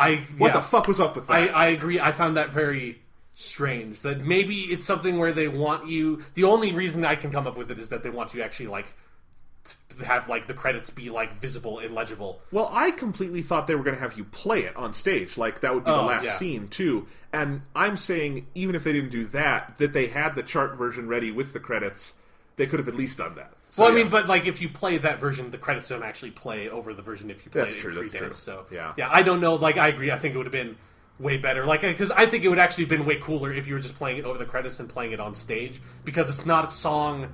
It's not a dance song, is the other thing about it, because it's also, like, 5 minutes long. So it's like... it would not fit the way that the rest of the other songs are. Yeah, like, I love Nevermore, but then you play, like, this full 6-minute, chart it is not. It's too long for that. Yeah, it's way too long for the mechanics of the game. Because I failed it, like, at the very end, too, and I haven't tried it again. Yeah, this game can be pretty harsh with that stuff. Yeah. Anyway, so what else do we want to say about the story? Like, any particular moments or things you want to pick out? I don't know. I mean, I think the animated cutscenes I think are really, really well done. They're really good. Like, I think they keep on getting better with every Persona game that they make, and it's, like, making me really excited for Persona 5, where I think they've always been well, like, directed, but I think the quality of the animation in Persona 3 and Persona 4 in those cutscenes wasn't, like, great. Like, it was fine. They're getting more money, the thing. But, like, now it's, like, I mean, it looks like a high-quality animation that you would see in, like, a televised anime series, Like, it's... Even maybe a step up from that for some, Like, I mean, like, of, like, a high-quality, like, premiere anime. Not episode 6 of Dragon Ball Super. Yeah, not Dragon Ball Super. I mean, like, one that they made, like, 13 episodes for and, like, dumped their whole budget into. Yeah. And I say specific episodes because Dragon Ball Super, up and down and roller coaster of animation, which, you know what, is exactly what Z was. Yeah, so, I mean, it's the nature of, like, I mean, like, all of those shows, like, the really long-running ones have that quality problem. No worries. All right, speaking of which, hey, Resurrection F, I've got the Blu-ray coming Tuesday. Nice. If you want to watch that, we can talk about it on the show next week. Totally. I've been really wanting to watch that for a while now. Let's do it, yeah. So, Blu-ray on Tuesday. Anyway, I'm just excited to see it again because it was so good. Yeah. Anyway, where were we? So I think that's it for the story. Definitely a thumbs up. I don't want to sound too negative. Yeah, it's definitely, it's not a story. It's not something that, like, you can just give it like an A++. Like, this is the most amazing thing ever. But again, like, especially if you look at it from the perspective of, like, I mean, what rhythm game has a story mode? Like, just think about that. Like, anytime there's been, like, a mild attempt in, like, Guitar Hero Rock Band or something, it's like the most little, like, hey guys, we're a garage band. Now we're playing at a cafe. Yay. Now we're playing at a bigger cafe. Now we're playing at a bigger cafe. Now we're at a stadium. Yay! We're rock stars. Somehow we got here with only covers. Yeah, exactly. We've never written any original music. And some of these covers aren't even that good. Yeah. But one other thing I do want to say about the story. I do love just how seriously the writers of this game took the conceit of they have to dance. Because, again, I think there's a little too much exposition at points, but you know what? They had to come up with a story device whereby it makes complete and total sense that the only way to beat the shadows is to dance, and they took that, like, missive and ran with it, and that element is a kind of mad genius. Yeah, and it's like, it is, if you, like, buy into the Persona lore in general, I think it's a totally legitimate explanation. Yes. Like, it... Again, like, it sounds like complete fucking nonsense if you hear it without context, but playing the story mode, it's like, when you find out, it's like, yeah, okay, we need to can't dance because we can't fight these shadows, which is all, that reminds me of, like, one of my favorite lines of the game when Kanji's like, yeah, let's go kick these shadows out. Oh, wait, we can't. Let's go dance some sense into these shadows. That's, like, so they get some really good humor out of it. But yeah, the fact that they have to dance to convey their feelings to the shadows, and that's the way to sort of liberate them. In the lore of Persona, that makes perfect fucking sense to me, that they are trapped in this zone created by an ancient slumbering deity that has these, like, specific rules, and to get around that, you know, sometimes you just gotta dance. That side of it is just great. Yeah, and it is really convenient that all the cast of Persona 4 had just been training to dance to be at this festival. Yeah. It's really perfect that, like, they just happened to be, like, getting ready to help Rise to be at this festival right when all this crazy shit with this god and the, like, Kanami's shadow is going on. To be fair, there's a lot of convenient things that happen in the Persona That's verse. not a criticism. That's okay. just me poking fun, because all stories have that. Right. One other thing, just to note, for the English dub, is we're at a point where a lot of the actors from, we'll just say Golden as the benchmark, have been recast. Yeah, and if you're going to the original Persona 4, like, almost all of them have been recast. And, I mean, the big one here is Laura Bailey has been replaced, and I think that one hurts just because it is Laura Bailey, and she was so great as Rise. Yeah, and it's the Rise game, basically. I mean, it's actually the Konami game, but, like, ostensibly, it's about her, like, with, like, Dancing All Night. She's the pop idol. Yeah. It's her concert. But I thought the voice actress who replaced her, I want to be fair, I think she did a great job as a replacement. Like, I think... Yeah. She definitely stepped up to the plate and did as good as I think anyone could ever do replacing a giant like Laura Bailey. Just like I think the guy who's replaced Kanji, really good job. It's still not the same. Yeah, it's not quite as good, but it's not as bad as it could be. Like it's a good performance. And if you didn't have Laura Bailey's performance to compare it to, I think it would be like as good a performance as kind of like any that you would expect. But Laura Bailey definitely like goes above and beyond kind of in everything. She's a really premier voice actress. But I think in particular her performance as Rise has always been spectacular. Well, it's a Call of Duty thing with that. If you look at like Rie Kugiyama, who plays her in Japanese, and that's a great voice actress in Japan who does all sorts of things. And she's an iconic voice actress. Yeah, and tremendous in Persona 4, I think. So... yeah, definitely. There's a legacy there, and just a lot of them have been recast. Naoto got recast with Persona Q, I think. Although probably the Arena games too, right? The original Naoto is in Persona 4 Arena 1, but not in Ultimax. Okay, I didn't know where that switch happened. I like nobody knows because the voice actress who plays Naoto is some like mystery shadow ninja lady. Yeah, that no one knows. I mean, people know her name. The people that need to know her name, but like it's never been put out there, which I always find fascinating. Yeah, it's uncredited, so we know the name of the new actress, but not the old one. And I think the replacement is good. That's the one that feels the most different to me. Yeah, and that's actually like compared to Arena Ultimax. This is the game that like I don't like her as much as original Naoto, but this sold me on her a lot more than Arena Ultimax. I didn't obviously play Q, so I don't know a whole lot about her performance there. But she definitely sold it in Q because Q has a part where you solve a mystery with Naoto, and that's the ultimate test, right? Yes, but, yes. She's got some good exposition here too, where she gets to do that, and it's fine. So it's interesting. I mean. It does feel at a certain point like a game of Russian roulette, where if you recast enough, you're going to hit a bad bullet at some point. Yeah. And they haven't. So good job. Yeah, it's definitely something where, like the original dub for Persona 4 was 7 years ago. Yeah. And most of those actors, if they weren't, like, well-known at the time, like Troy Baker was not particularly well-known at the time, like... And I don't think Laura Bailey really was either back in 2008. And she was big in anime, but not in games. Yeah, but now... I mean, because the landscape of voice acting in video games has changed so much over the past 5 years in particular, that like the dawn of Nolan North as like a video game celebrity has like just changed that landscape to where it's very understandable that some of these really premier voice actors and actresses are not available for this game just because the schedules don't link up, you know. Yeah, and there's a lot of voice work in these too. It seems like it's a significant commitment. But clearly, whoever directs the voice work at Atlas USA can do no wrong. They're really good. They are as good as like Square Enix is bad. Yeah, at their exactly. jobs. Yeah, I mean, it's something where, and I think this game in particular threw them some real fucking rough balls with stuff like the Bond stuff. That's just like, it's so hard to translate that stuff and like get it to mean something. That I don't think they're completely successful with it, but I don't think there is a way to be completely successful with it. And there's a bunch of different ways to go at it, and all of them are legitimate.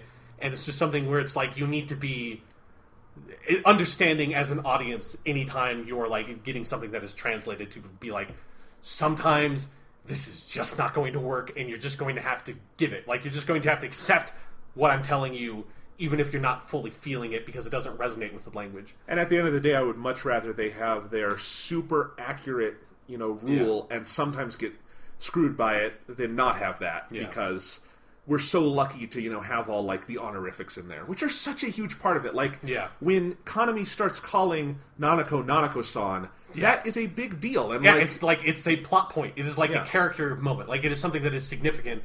And no one else includes that stuff. And it's a crime. If most of the time it would be like the most like awkward, I'm going to start calling you Miss Nanako then. It's like, This is just, you don't. That's like a pet name for your slave or something. Weird. Yeah. And I have to give credit. This is like playing this with so much Nanako just reminds me. So you have to give so much credit to Wendy Lee, who plays Nanako, also the voice actress who plays Aigis. Which I will never be able to reconcile. Yeah. That she is still the only voice actress for any like Japanese translated into English thing that is able to sell calling someone big bro all the time. That like, because it's such a thing in Japanese that you would call like if you have an elder brother, like you are meant to address them at like in a way that like recognize them as the elder brother. Like, it is a cultural thing. Like, yes. And so like it's something where it's like it's such a hard translation trick. And usually they go for something like just calling him Big Bro, which does not convey anything like Oni-chan that does in Japanese, except for she somehow does it. I don't know what it is. She fucking nails it. It is like, it's incredible. She's talented. Yeah. See Aigis for further reference. Yeah. Big Bro. All right, enough about the story. I do want to move on, so let's just talk a little bit about the gameplay. All right. We've already talked about that kind of the systems and how good they are. The dancing is great. I don't think we need to say anything more on that, really. Yeah, I guess I'm curious about like how deep have you gotten into like the free dance stuff? Okay, I don't know if I can play these on hard. That's what I'll say. Yeah. Totally fair. I did want to unlock the like special extra story, so I did them all on normal to make sure I got through that. Right. Yeah. And I had fun with that because I think one thing I want to praise here is, I think if you play Guitar Hero or Rock Band, those games aren't really fun to me on anything but expert. I think on easy or normal, and to a certain extent hard, they're just kind of dull. And with this, I think on easy and normal, this is still fun. Like, this is still intense. It doesn't feel like you're sacrificing quality for difficulty, and I think that's a really cool thing they've done. So it wasn't like I had less fun playing it on normal, but I did want to kind of rush through those to get done for the podcast. I'm going to try some more on hard. I can't really figure it out because I've had runs where I miss like 2 notes total and I still don't make it. I really don't know how you clear them. I mean, it's something where, because the game is not super upfront with how the systems work specifically with how you like clear, like get a brilliant rating or not. But it's something where, okay, I mean, literally, if you just like want to like see if you're getting near the end of the song and whether or not you're going to make it or not, you have like the 5 dancing pixel stuff, things. Yeah, if they're green, you clear. If it's not green, you don't clear. Like that's the literal indicator. But yeah, like streaks are very important, and it's like missing. And if you miss a couple of notes in a row, like if you miss like 5 notes in a row, you fail the song. You know, so yeah, it can be pretty brutal with that stuff, and it's not always clear how well you're doing. And yeah, it's a weird, it's a hard problem because it's very difficult to convey that kind of information to the player in a way that is not going to be intrusive to this very fast-paced, like hectic, like you have to move at the game's pace, not your own pace kind of gameplay, you know? Yeah, and I've beaten a couple songs on hard, like I beat Specialist on hard, but it took a lot of tries, and I had to, like, at a certain point just memorize the note chart. And that's an easy song. So Yeah. I just don't know. I just don't know if my brain is wired for it. But the one thing I will say is that I won't feel like I got gypped by this game if I don't get to play it on hard. And in other games, I would say that's a flaw, and I don't think it is here because I don't think they've left like lower level players behind. Yeah, and actually one of the things that's interesting about the game, because I have platinumed the game. I actually platinumed it a while ago. Nice. And the platinum is not difficult to get because you don't need to. I mean, it makes it a lot easier to get the platinum if you're able to clear songs on hard because it gets you a lot more money, and that's important. But to get the platinum, the game does not ask you to clear all the songs on hard or to clear all the songs on all night difficulty. Right, and I think I am going to try to platinum it. So yeah, like, and one thing I would recommend to you, Jonathan, is looking at like the items you can buy from the store that can modify your difficulty. If you're having trouble with hard, some of those items will make it so that like you can like clear songs and you're not going to get all the benefit from it, but like you'll be able to like make progress and maybe get used to, because the thing that happens is with like hard and all night, whenever the difficulty ramps up, it's not just like you're hitting more stuff, they're asking you to do more complicated things that you have never seen before. And that's, I think, the hardest part to deal with, is like it's just asking you to do things you haven't encountered, and having the flexibility to approach that. It's like it takes a lot of time to play these games to acquire, because I also have a lot more practice because I played one of the S9E5 games, so I kind of had that going in. Yeah, I've used a couple of the items, and it's just like that general thing. I was kind of rushing for the podcast, right? But I look forward to just having like a month where I play it on and off and can just experiment with all that. I think like there's a whole nother like world of the game I'm still excited to get into, which is just enjoying and kind of living with the songs and costumes, because I've done a couple of just buying costumes and experimenting with all that, and it's a really fun subsystem in the game. Yeah. So yeah, and then just like the songs are so fun to play because there's such good remixes and there's such good animations. I feel like I could play these a lot of times and not get tired of them. Yeah. I have ones I like more than others, but that's inevitable. Yeah, definitely. So let's talk about that. Okay. What's your favorite remix in the game? Because I have mine. I'm trying to think. Like, there's a lot that I really love. I really love the Best Friends remix that Chie dances to. That one's really great. Yeah, the Shadow World one with Nanako I think is fantastic, and the Heartbeat Heartbreak one with Nanako is also really good. Okay, my favorite by far, and I would say the one you said, the Chie one of Best Friends, is number 2. Okay. Number 1 for me is Reach Out to the Time to Make History, the one Kanji dances to. Yeah, that one's really good. And I really like Time to Make History. I forget if I had it in my top 20 Persona songs. If I didn't, that was an error on my part, because it wouldn't be in the top 10, but I do love that song. I don't love it as much as Reach Out to the Truth, but it is a great battle song, I think. And they just ramped it up in a way that brings out this latent intensity to the song. And that's what I think a great remix does, is like it makes you look at the song in a new way. I think that does that. I totally agree with you on the other ones you named. Yeah. I also really love the Heaven one they do. The Heaven one's really good, Yeah. Signs of Love one is... I mean, almost all of the only one I don't hate it, but I don't love it that much, is the Your Affection one. I'm not super into. Yeah. I just feel it's a bit too busy. I do love the Signs of Love one. Like, my favorite dance in the game, easily, is Naoto's Signs of Love. That one, totally, and then I would probably put that Kanji one I mentioned under that. But overall, Naoto is my favorite dancer, just because of the way she moves in this very jazzy kind of way. Yeah. And Heaven, I wouldn't have thought they would put Heaven with Naoto, but it works really well. Yeah.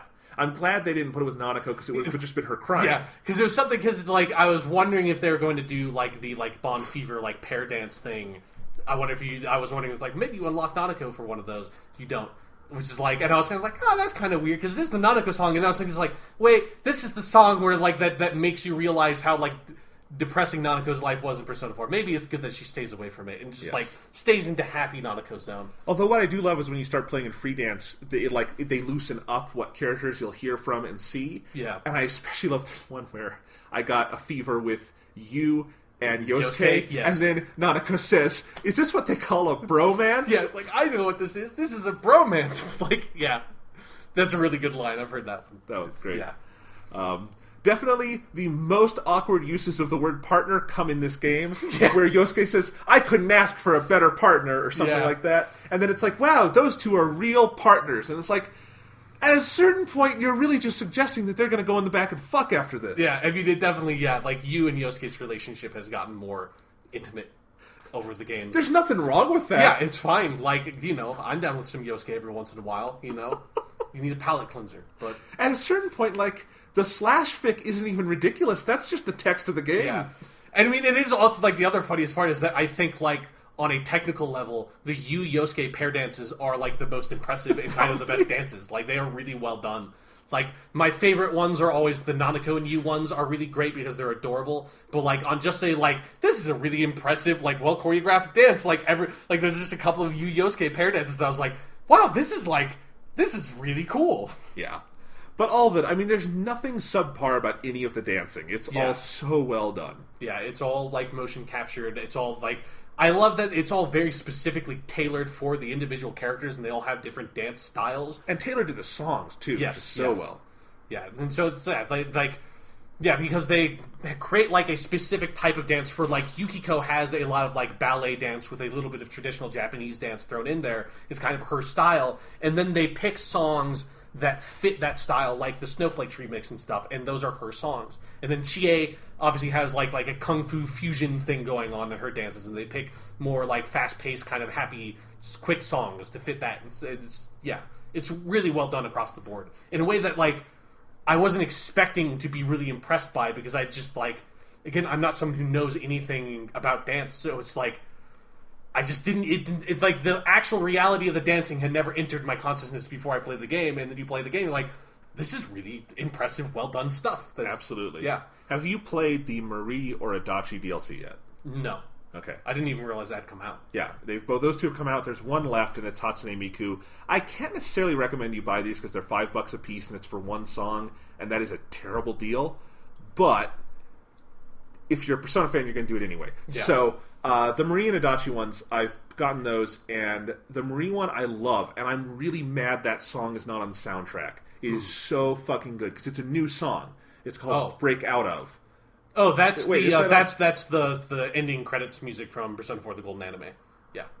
Well, shit, I didn't know that. So there you go. I need to get that. Okay. It's a good soundtrack, yeah. Do you have that soundtrack? Yeah. Can I have it? Hey, Jonathan, remember that top 10 Persona songs list I made? Yeah. Remember what number 10 was on it? Was it that song? Yes, it was that song. It's such a good song. And Marie, like that one, it's in the Disco Velvet Room, which is awesome. Right, and it's Marie and Elizabeth, Marie and Margaret, and Marie and Elizabeth would be funny too, but it's Marie and Margaret. And it's really great, and it's tailored to Marie, and it's awesome, and it makes me wish Marie was actually in the game, because she's my favorite Persona 4 character. Yeah. But anyway, it's okay. And that one's great. The Adachi one, it's The Fog, and it's a remix of that. Huh. So that's cool, but I don't think they tailored it to Adachi as much. Like, your fever partner in that one is you, and he just comes out and they're kind of friendly, and you could have done so much with that. Yeah. Of, like, they have to dance together, and they're mortal enemies. Or they have that weird relationship they do in, like, the alternate ending stuff. Yeah. And they don't really hint at any of that. And mostly it's just Adachi is, like, a little weird. And so that one was not as good. But, yeah, I don't know. Like, even, like, incorporating Adachi into the game at all seems kind of like a weird decision. So, yeah. But the Marie one, I would say, definitely worth it. It's fantastic. Cool. Worth it to a certain degree. Those should be $2 max. $5 is ridiculous, but, yeah. And then I also paid for the anime openings and endings you can get. Right, yeah. So, yeah. I hadn't even thought that Persona 4 The Golden had its own theme songs. Of course it does, but yeah. Anyway, so I can get that song. That's great. I love that song. So, and that one's hard, too. So if you want a challenge, it's in there. Yeah, so the other DLC is kind of, it's costumes, it's just songs that play with animation over them, but you can still play with it, which is fun. So, but those are the only ones that have actual, like, mo-capped dances and stuff. And there is one more that's going to come out with Hatsune Miku, and I forget what song she's doing, but you get some Hatsune Miku in there, which should be cool. Yeah, which, like, I remember seeing the trailer when they announced it, and it's really interesting seeing Hatsune Miku in, like, Soejima's, like, Persona 4 art style. It's like, it's really appropriate for that character in a weird way. Yeah. That you wouldn't think about, but yeah. Yep. And definitely as a just piece of, like, musical tribute, this game is a great tribute to the Shoji Meguro just music empire. Yeah. In a way that, like, you know, obviously it should just be Persona 4 music, but I wish, like, they're, like, because a lot of the Persona 3 soundtrack doesn't necessarily lend itself to this as much as the Persona 4 soundtrack does, but there's, like, some that's, like, man, there's some... I'd like a DLC or something. Yeah, yeah. I guess dancing something. Mass Destruction. Yeah. The like a remix of the remix album version. Yes. That'd be great. Because I need another version of Mass Destruction in my life. Like, it would be like the 5th version of Mass Destruction. Gosh. And that's not even a joke. Like, I actually do. Yeah. I have lots. Let's see. So, anything else to say with Persona 4 Dancing All Night? It's great. I love it. Like, I think like we've talked about it enough on the podcast that anyone listening, if they haven't bought it yet, and like they know whether or not they're the person to buy this game, I guess there's not much else to say about Hey, I'll put it this way: my PS Vita now lives in a Dancing All Night carrying case. So yes, mine as well. Yeah, and I'm gonna get that Teddy keychain out. I just have a lot of keys I have to deal with, so at some point I'm gonna use it. Yep, definitely worth it. All right, so let's move on and talk about. This is just a positive podcast, man. Yes, we talk about some good stuff. Doctor Who Series 9, Episode 5, The Girl Who Died, written by Jamie Matheson and Stephen Moffat, and directed by Ed...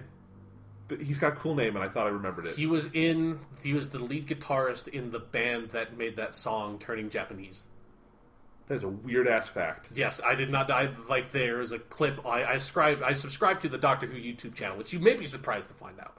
And there was like an interview, and they said that. Baglazet, that's his name. Ed Baglazet. Anyway, and weird-ass fact, for a weird-ass episode, that is a really good episode. It is a really good episode.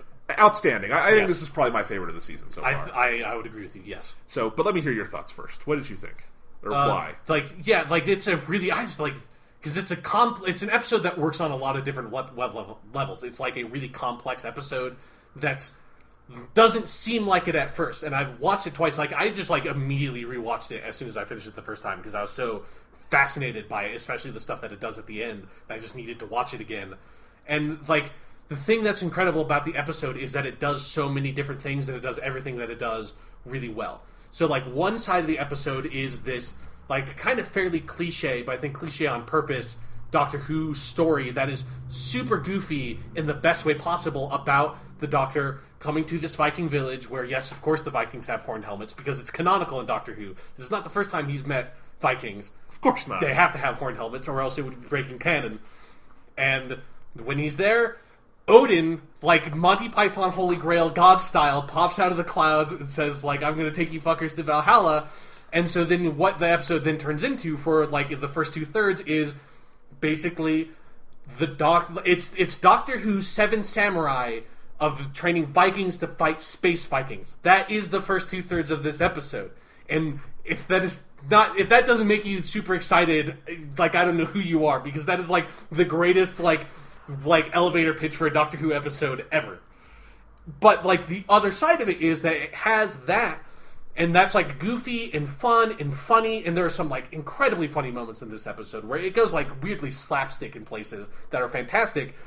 But then it also has this like really like kind of devastating emotional core, and one of the most interesting sort of explorations and just like upfront explorations of the Doctor's character that the show has ever done, and it ends with, I think, a thing where the Doctor like has to face up with like these themes that have always been a part of the show, and the way this episode approaches it is in such an earnest way and just goes for it and does not sort of like step around it the way that Doctor Who is kind of known for doing with this kind of stuff, and just fucking goes for it. And and it sets up a second part, like the next episode, which seems like that episode's going to be fucking amazing if they follow through on the promise of like how it's been set up.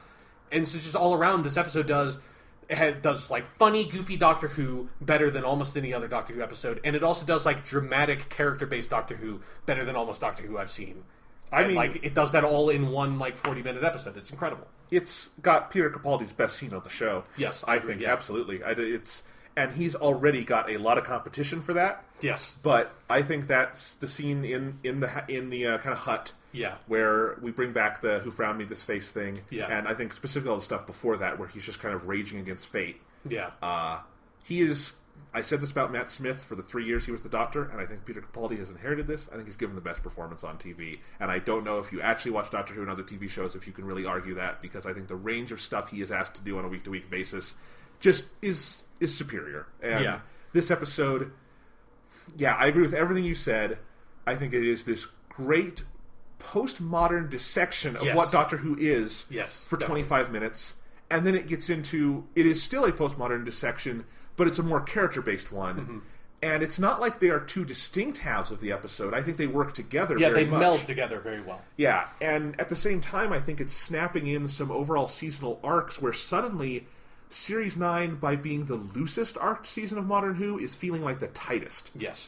because of where they're going with things. Like, they have been so subtle in how they've been dealing with Clara and the Doctor and their character arcs, and yet you get to this episode and where you start to feel that underneath everything snapping into place, it feels like Stephen Moffat really knows what he's doing this season in terms of how he wants these characters to move. Yeah. Because definitely. that's his job, and he's doing a fucking great job with it. Yeah.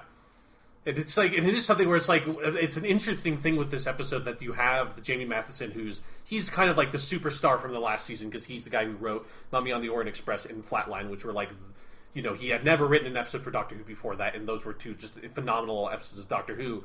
And like, that guy clearly understands Doctor Who in a very deep and interesting way, the same way that Stephen Moffat understands Doctor Who in a deep and interesting way, but from like a different perspective. And like, I wonder, like, I really want to just, like, have, like, a documentary, like, an interview with both of them to find out, like, what the co-writing process was, because they're co-writers. They both have credit. It's like, I want to know, like, where, like, if there's, like, a clear split about, like, okay, this scene was a Stephen Moffat scene, or these lines are Stephen Moffat lines, or if, like, it was more of a collaboration. Because it seems like it's a really fascinating combination. Usually how this thing works, because I've been thinking about this a lot, too, Yeah. because Stephen Moffat did not used to take co-writer credits. Yeah. And all showrunners have a different view on this. Like, if you don't know, in pretty much any modern model of this, the showrunner does co-write every episode, in the sense that they bring it in and they edit it and they put their own spin on it.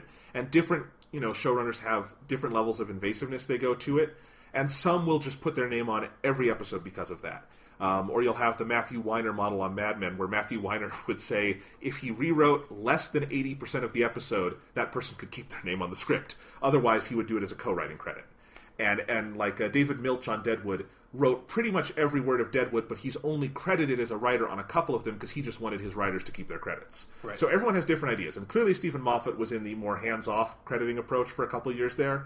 And then last season he had a bunch of co-writer credits. So I don't know if he just decided he was doing more and he wanted those credits, or if he's actually working with the writers. What I imagine it is Jamie Matheson had an idea for a script and turned it in, and then Stephen Moffat maybe transformed it in some way to add those story elements. That's what it felt like last season. But this season, this episode is those things are all so woven, it does feel like they worked on it together. Yeah, so exactly. Like, it doesn't feel like... Because there's the call-out moment that, like, flashes back to, like, the 10th Doctor and stuff that feels very much like the showrunner wrote this part. Because, like, that's what you do as a showrunner if you're making that direct callback. It feels like that's what it has to be. But I don't feel like... If it was just that, I don't think he would have put a co-writer credit on it. And, like, there are a lot of the other episodes that there are co-writer credits. There's, like, more extended moments that you feel like this has to be, like, the Stephen Moffat thing in this episode because of, like, what it's dealing with. Whereas I feel like, it's really hard to pin that down, other than that one moment. Yeah. So it would be fascinating to hear about that. And it's almost too bad we don't get that Doctor Who making of show anymore. Yeah. Doctor Who Confidential? Yeah. That died after, like, what, season 5? I think season 6. Season 6 definitely had it because the Doctor's Wife one is really good. Right. I remember that. So anyway, but yeah, God, where do we even start with this one? Let's start with the funny side. Okay, yeah. I did think the opening scene was outstanding, with Clara out in space. I really like this, like, modern trend, because season 8 did it a lot, too, of, like, starting, like, at the end of a previous adventure, because it's something where I've been, like I said earlier, I've been rewatching some really old Doctor Who, like William Hartnell stuff, and it kind of made me miss those days of that, like the new story, like, if you're not watching them all in sequence and you just, like, pick this new serial, that serial starts with the ending of the previous serial, which was the thing that, like, cursed me to watch all of Doctor Who in the first place, because I couldn't just, like, watch snippets. I was like, well, now I need to watch... If this has this connecting scene, now I need to watch the previous episode. That's like, I need to go on going back until, oh no, now I'm watching 800 episodes of Doctor Who. What's happened in my life? But, like, it has that element of it where it's like, you just get the very end of the previous adventure, and then, like, there's a little bit of dialogue suggesting, like, what happened, and then moving on from it, and then you're like, okay, there's Vikings, and now this story is happening. I don't know if that is an intentional thing, but it feels like very much that to me.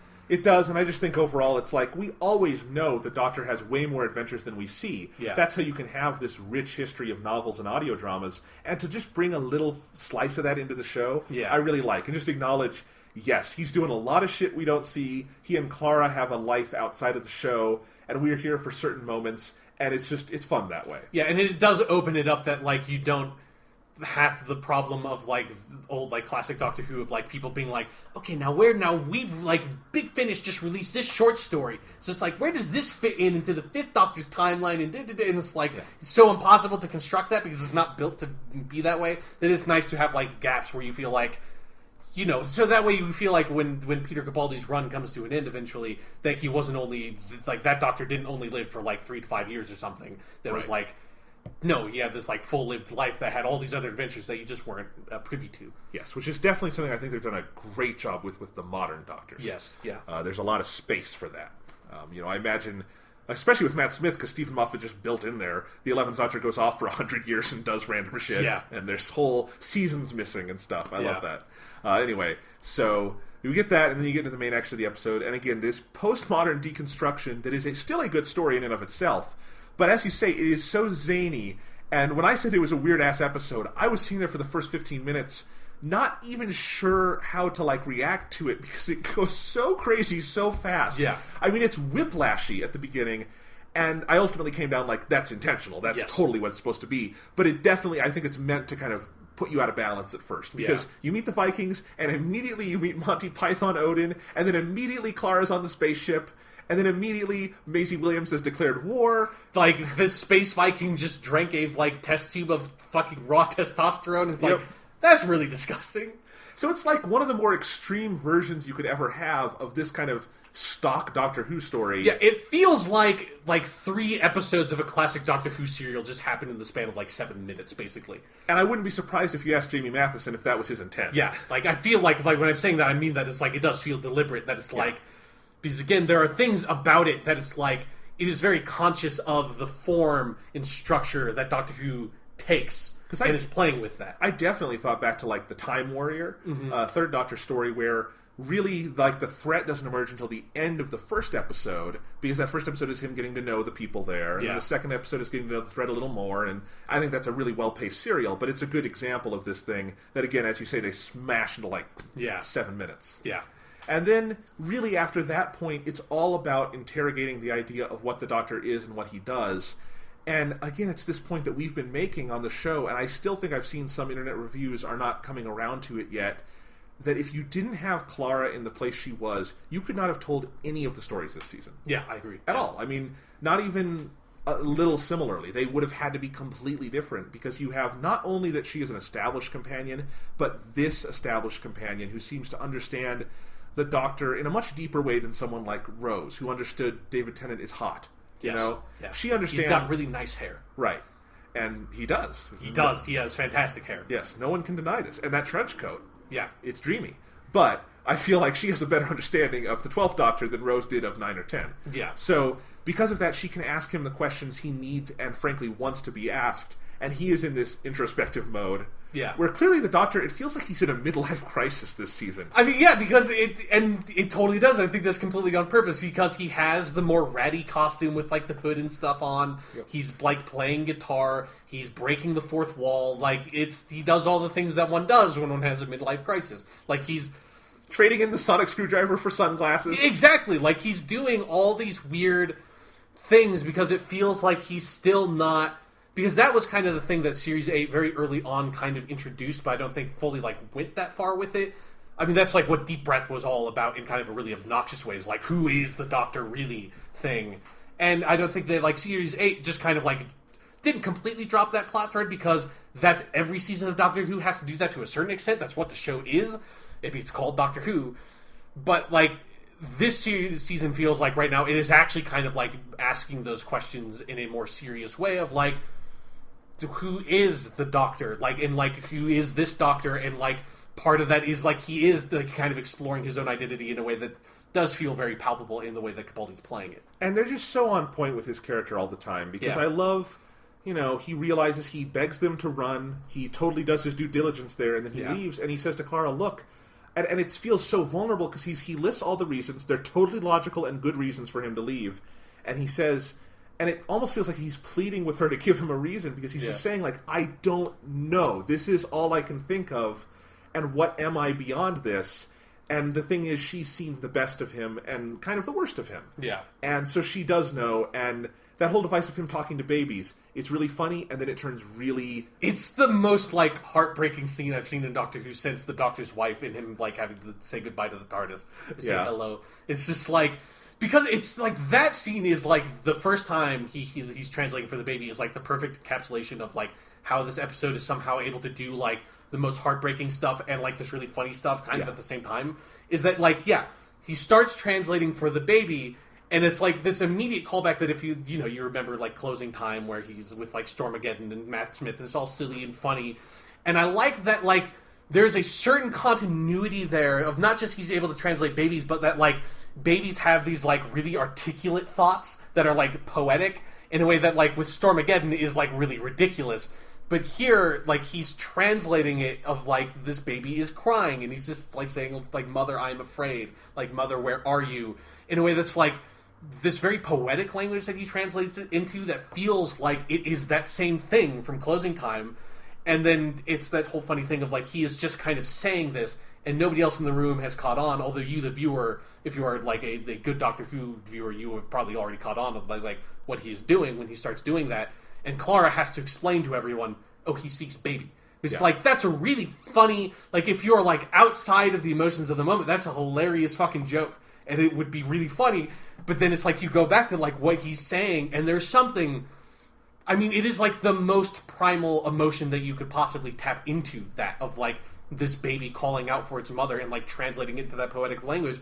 Like, you know, like, I was getting kind of choked up when that was happening, because it's like, that's a really intense thing to go for. It's, you know, you said you saw the episode twice. I haven't had time to, but I really want to. And this is one of the scenes that I want to watch it again for, because it was another moment where I wasn't sure how to react at first. Yeah. And I definitely got to the same place you were. I'm like, oh, this is incredible. This is good drama. Yeah. But I think it's intentionally disarming, because it's the Doctor finding himself in a place that he didn't necessarily mean to go to, and you, as the viewer, kind of having to catch up to him. Yeah, because it's a scene that, like, you feel like...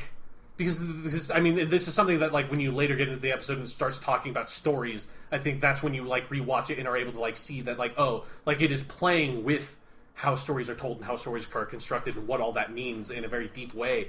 And, like, this is that scene of, like, it should be funny, because, and this, like, scene has been done funny before. It is taking this funny thing that happened, and you are supposed to be like, it's funny, but, like, it's so not. Because if you are with the Doctor is feeling something in that moment that none of the other characters in the room are feeling, because he is tied into, like, it's tied into his character arc, and nobody else is exposed to that, and even the viewer isn't really exposed to what the Doctor is feeling yet. And it's like one of those pieces that get put in place that then builds up to his sort of kind of emotional breakdown he has in the end of the episode in, like, the manger area. Like, it's like setting that up in a way that you don't realize that, like you said, it's really disarming, because you're expecting it to be funny, because so much of the episode has been funny, and when it hasn't been funny up to that point, and it's more serious in a way that it's like, it's just putting the pieces in place for, like, the plot to go forward, because it's a serious plot overall. It's not a farce, but it's not like this super, like, intense drama. It's Vikings fighting space Vikings. Right. And I do think it is so perfectly tailored to Peter Capaldi, and I think consciously, because you mentioned, you know, Matt Smith in Closing Time. I definitely remembered Matt Smith talk to babies. I forgot which episode. Yeah. And that is totally the 11th Doctor version of that. That's absolutely what the 11th Doctor would do. This is absolutely what the 12th Doctor would do. Yeah, like, because the 12th Doctor is, like, if anything, like, compared to his, like, predecessors, particularly New Who, like, he is a Doctor kind of without artifice. Like, he's the one that, like, he's stripped off the bullshit is, like, the core of what I feel like he's, like, really getting at. And, like, and that's what it is. Like, you know, obviously when Matt Smith was translating for Stormageddon, he was putting a funny flair on it because he liked to be funny. Peter Capaldi, 12th Doctor, doesn't have time for that shit. Like, this is like, no, this is how I'm translating it. And they're two sides of the same person. Yes. Yeah. And I love that about it, and I love that the show is so good about that continuity, that internal continuity of the character. But yes, as you say, it is, there's no bullshit to it, and he doesn't have time for it, and frankly, I think the more you get to the heart of the 12th Doctor, the more you see how raw and vulnerable he is. Yeah. Like, I went back and watched a couple of clips from Deep Breath, I think around the time this season started, including the part where Matt Smith has his cameo. Right. And I do think that scene, that is a crucial mistake of having Matt Smith. Yeah, it's awkward. for as big of a cameo as it is, and had the way they do it specifically, but one thing I do think Stephen Moffat got there in his general roadmap of the 12th Doctor was just how vulnerable he would be, and the moment where he says to Clara, why can't you see me, is a great Doctor Who moment. Yes, yeah. And I think it feels kind of like the thesis for the 12th Doctor's run so far. Yeah. More than I think we maybe were able to realize at the time. And definitely I think that's been kind of a running theme, is sight and seeing yourself and other people seeing you, and perception, and just this sense of rawness and vulnerability to his character that really kind of hits its zenith here at the end of the episode, when he just realizes, he just can't take some of this anymore. It feels like the 12th Doctor regenerated with this well of pain inside him, and he's been having to reckon with that. Yeah, and it's taking some of the stuff of, like what has happened over his run that's, I mean, this is, maybe getting deeper into the episode than I maybe want to get so far, but, people die on Doctor Who. People die in every, basically, story of Doctor Who, and some of them are, more important deaths than others, but that's, the nature of it, is that, people die, and it does feel like, part of the narrative around the 12th Doctor that I think we've always recognized is, some of the perception of him that is a very simplistic interpretation of the characters. It's well, he's the grumpy Doctor who doesn't, feel things, and he's, all business or whatever. And part of that comes from, some of the episodes that he was in has that elements of, Mummy on the Orient Express is the poster child of it, of where he has to compartmentalize things, extract himself from the situation, because if he gets too emotionally involved, he won't be able to solve the problem. But, that's not because he doesn't feel emotions. If he didn't feel emotions, or he wasn't an emotional person or an emotional being, he wouldn't be trying to solve that problem in the first place. He would just leave. It's he's trying to save as many people as he can all the time. But the fact that it's he's trying to do that means that he can't get too emotionally involved. I think that has been an undercurrent for the 12th Doctor. It's an undercurrent of, the whole series, really. But for him in particular, that has been happening. And if you just look at, O'Donnell dying in the previous episode and stuff, those are that's important deaths and important people that die that the Doctor just has to move on because he has no choice. And it's this episode brings that all to the forefront, and lets it really explode. I really do think in many ways he is, in New Who at least, the most emotional Doctor. I think he feels things the deepest. I think he takes things to heart the hardest.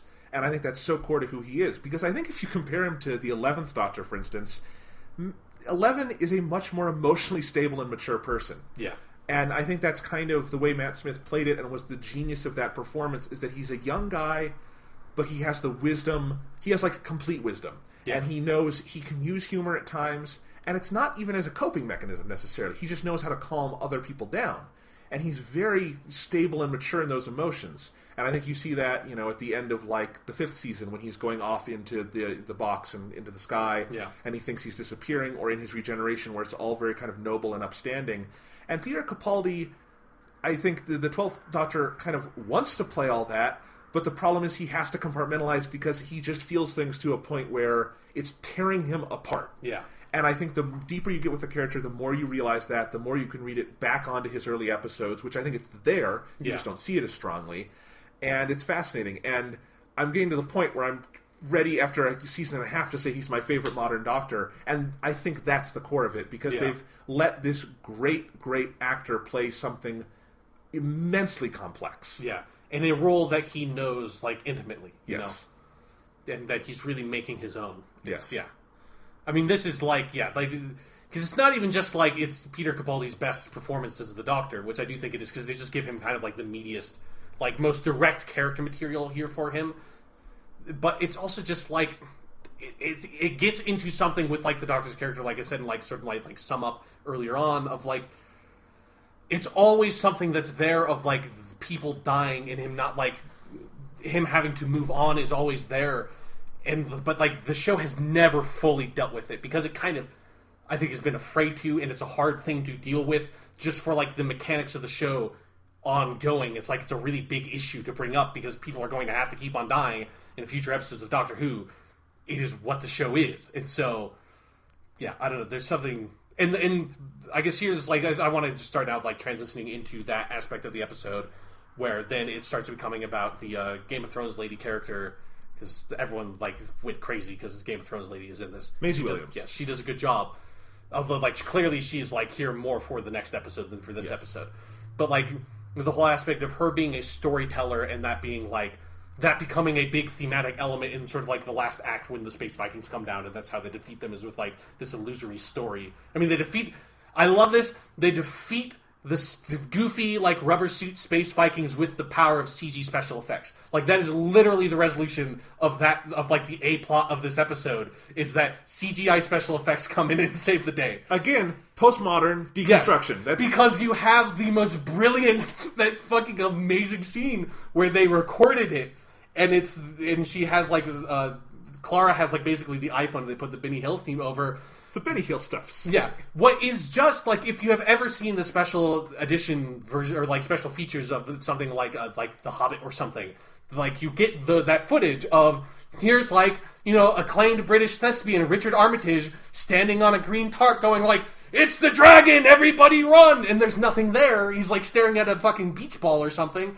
And that's exactly what that footage is. It's a bunch of people in period costumes staring at this, like, dumb mock-up of something, reacting to it, trying to react to it as if it's something really threatening. Like, it's fucking amazing. Yes.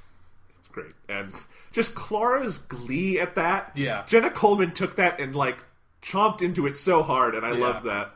And just the Doctor's joy and all that. Because I think that's part of it, too, is that, again, transitioning kind of into the end of the episode now, or that transition point, is you have this big victory. It's such a fun scene. You have the Doctor being kind of overjoyed because he got to kind of have it both ways here. Yeah. And he gets to be smug, but also just have fun with his new Viking friends. And Clara's there.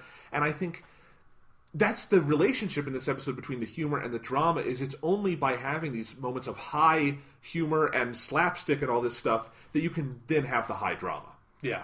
It's that contrast that matters. If it was all sad, I don't think it would be dynamic. Yeah, and it certainly wouldn't be very Doctor Who if it was like that. Yeah. Yeah, so then you get, like what's there is, so then Game of Thrones lady is dead because he used her like a battery, and, like, Peter Capaldi, like, the 12th Doctor, did not expect that to happen, and that's when you get, like, the scene where it's like you get all, like, it's such an amazing scene where he's just fed up with it. And can I, before we get there... Yeah. I think the scene where he realizes she's died, you can't undersell that either, because the way he's like broken by that, and he just has to get out of the room. And we've never seen the 12th Doctor like that, and him saying, "I'm sorry, I'm extremely sorry," and it's intentionally, you're hearing David Tennant there, but you're hearing how far this guy has come from when we knew him as the guy with the nice hair, you know, who would say, "I'm so sorry," and that was his way of dealing with those emotions, was to say that kind of ritualistically and then push it under, but he kind of knew how to say it. 12 does not know how to say it.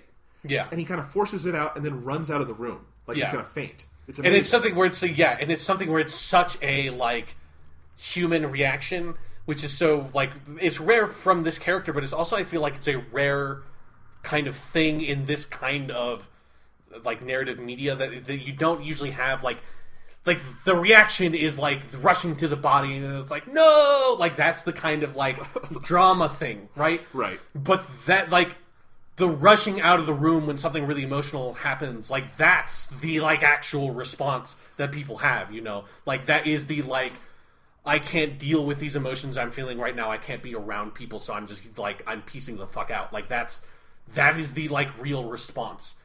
Yeah, that's, like, it's the thing about this episode, that it's like really funny, goofy Doctor Who, and then it gets very real. And it's like you said, it's that contrast that makes both of those things work and makes it interesting, and is what allows it to analyze, like, Doctor Who and the Doctor character himself. Because it breaks him in context. It's because he comes off this high that the low hurts so bad. Yeah. That he thinks he has to save the day in, like, the most magnificent fashion possible, but he forgot that he's in an episode of Doctor Who. Which means that people have to die. Right, and I think if he had lost the whole village, he wouldn't have been as sad, you know? Yes, yeah. It's that, again, high to low. So then, as you say, so he gets into the manger. I like that word for this, because I think it's symbolic in a very important way. Yeah. And his breakdown. So where do you want to start there? I mean, yeah, I guess the whole thing is that, like, so it definitely is a recurring theme for New Who, in particular, of, like, I mean, it makes you think of, like, the Ninth Doctor, like, you know, just as once everybody lives kind of thing, of this, like, the Doctor has seen, especially now he's so old, he has seen so much death, but it's just, like, the whole writing of that scene is so brilliant, because it also, like, creates that really interesting dynamic with Clara, where you see just how callous Clara has kind of become to this point, that she does not react to Game of Thrones lady dying nearly, almost at all. And Peter Capaldi, he's breaking apart. Because, she, it's the whole part where she asks this, he says, I've lost. And he says, what do you mean? No, you've saved the village. He says, I don't mean the war. I'll lose any war you like. I'm sick of losing people. And that's, it's that line of where it's, it's that sort of, really raw emotionality that you never get out of this character, basically. That he's just saying these things. And, a lot of times maybe you'd say it's in writing, you want to be really subtle. But not all the time. Sometimes, things have been pushed to this breaking point where it is something that, this needs to come up. And I think it's something that I've almost didn't know I was waiting for this to happen, but I feel like I have been waiting for this to happen because people die all the time in Doctor Who. And then, the other aspect of this scene is that the Doctor is raging against this. He is furious. He is, just sad about all of this that is happening and how out of control it is for him. And you have this, when it's contrasted with and juxtaposed with the sort of all the story stuff that they were talking about earlier with her being a storyteller and you defeating them with the power of story and illusions, that it has to put you in a mindset, if you're looking at it critically, of a sort of meta, sort of out there, postmodern mindset, that the Doctor's not just raging against this of I haven't been saving these people. Is that it's in almost kind of a Hamlet way. He is raging against his role as a character in these stories because, like I said, people die in Doctor Who. People die in every single story of Doctor Who because that's what the stories are. That is the formula. That is how these stories are told, because you need a certain level of stakes, you need a certain level of danger, and you need those things to escalate. And to get those things to escalate, you kill off secondary characters. But the nature of the Doctor as a character is that he is the person who tries to save everybody, who tries to save the person that he's fighting against. He tries to save the villain. Because he's a lover of life, he's a lover of nature, he's trying to be sort of omnibenevolent in his approach to solving these problems, but he can never do it because that would not be an interesting story. And so when the Doctor says it's I'm going to save her, and if whoever's listening and is trying to stop me, to hell with you. When he says that and he's pointing up to the sky, you can say it's he's saying it to the gods. He's saying it to the Time Lords because that's he's always felt restricted by the laws of time. But he's also saying it to the writers. He's saying this I need to be the character that I need to be because I'm stuck in these laws of time. But the laws of time are arbitrary. The laws of time are made up by the writers. They're not the laws of time. They're the laws of the structure of the show that he exists in. And that's the whole thrust of the character drama. And I think it's something that is it's really subtly done, and it's done on such an elegant level that I find it just absolutely incredible that they're able to approach it in that way, in a way that's so much more, I guess, sophisticated than you would normally see this kind of stuff happen. That it is an intense character moment that is also linked to this very sort of high idea about how to approach literature and fiction that I just find amazing. I agree with all of that. I couldn't say it better. And I think that's where the door opens for them to do the thing they do with the face. And yes. Well, how did you feel about that? Because I was really curious to hear your thoughts. I thought it was amazing. I am so relieved. That is my biggest emotion is thank God that was not the plot of an episode. Was the 12th Doctor going back to Pompeii and losing his memory, and it's he was really the blah blah blah. That was that would be the bad Stephen Moffat way of handling that. And ever since Deep Breath, where they broached that, and Stephen Moffat was saying it's well, I have an idea, I have a reason for why. I was always oh God, no, please don't do this thing. It would be the worst thing if that was you're trying to address this dumb continuity thing about this actress had multiple roles in the program. To make that the plot of your episode would be the most horrendous thing ever. But to make it a small character detail, I think is a really poignant, elegant thing to do. That also is it's a really weirdly effective moment in a way I wouldn't think of just directly cutting to scenes from Fires of Pompeii, where it's you have David Tennant on screen, you have Donna's on there for a little bit, and she's crying and really sad, and then you have that fantastic shot of David Tennant coming out of the TARDIS holding his hand out, and he might, I don't remember what he says, you should probably say, come with me if you want to live, if you want to make a really bad Terminator reference there. It was the best scene in what is otherwise a pretty bad episode. Yeah, Fires of Pompeii is not that good. But then you cut to Peter Capaldi because it's Peter Capaldi, and it's like that's the 12th Doctor, and the fact that it is a reminder to himself not to forget this thing that he forgets a lot, which is that he's the Doctor and he is there to save people, and that's who he is. That's what he's supposed to be trying to do. I do think that's a really elegant, kind of like beautiful way to bring it up, as opposed to the like let's like hammer that into it in like the plot of the season finale or something as an explanation. It's so weird because it's something I was afraid they were going to do when they did it in Deep Breath, and they just broached it with the line "Who frowned me this face?" And it's like I've seen this face somewhere before. Right. Yeah. That was enough, and I thought maybe they would just leave it at that. Yeah. And I was always afraid they would do this in some way, either as you said, the weird like Back to the Future 2 thing they could do with it, or with this. And I think if you told me just out of context that this is what they were going to do, I would say you're fucking stupid. You're valorizing an episode that wasn't that good. Yeah. You're elevating a character who I don't think the Doctor would remember anyway because he saves lots of people, blah, blah, blah, blah, blah. Yeah. But in context, it works, as you say, kind of beautifully. And because it's an episode that is so... I don't think meta is even the right word. I do think postmodern and stuff that. It is, a deconstruction. Because of it's all those levels, as you say, it's the character rallying against his literary role in things, his dramatic role in things, then you've earned it. Yes. And... that's so incredible because there is a history of Stephen Moffat doing stunts like this that he has not earned, like Doctor Who, and stuff like that. But this is so small scale in the moment it's introduced, and it's so intimate. It's so such an intimate. It's because it's like it's an insular thing. Yeah, like it's just because like I mean literally like the Doctor is the only one who knows it. Like Clara's in that scene, but she's not privy to the flashback. Like he never says to her, it's like, oh yes, there was this like family of Romans that were living in Pompeii that I was going to be like, fuck it, let them all burn. I was like, I'll save this guy because he's acclaimed Scottish actor Peter Capaldi. Yes, so I look forward to the episode where he has this again and remembers the guy from Children of Earth. Yes, who he would not have met.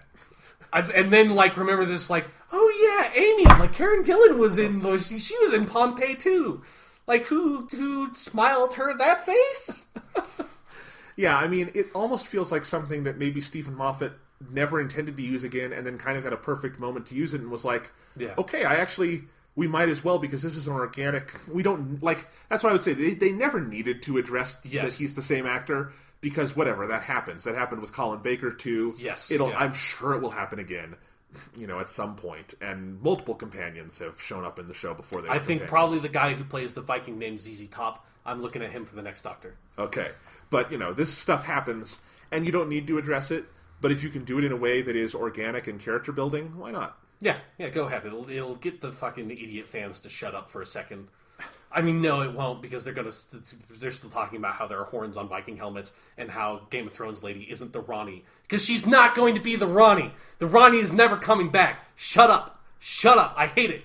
Also, I feel like if you were casting the Ronnie, it would have to be someone who could be on the show more. Yes, exactly. That's the thing. Like, Maisie Williams is very busy shooting this giant Game of Thrones production. She had time for 2 Doctor Who episodes, not recurring cast member Maisie Williams. Yeah, like, I have seen so many reactions of, like, because there was so much speculation beforehand of, like, God. it's the girl from Game of Thrones. She's the girl from Game of Thrones, so of course it's going to be something huge and big, and it's like she's got to be so important. And it's like, of course she's going to be either Susan or she's going to be the Ronnie. And it's like, I have been hearing you fuckers like talking about how the Ronnie is going to come back into the show since like 2010. Fucking stop it. She's never coming back. They made the Master a woman.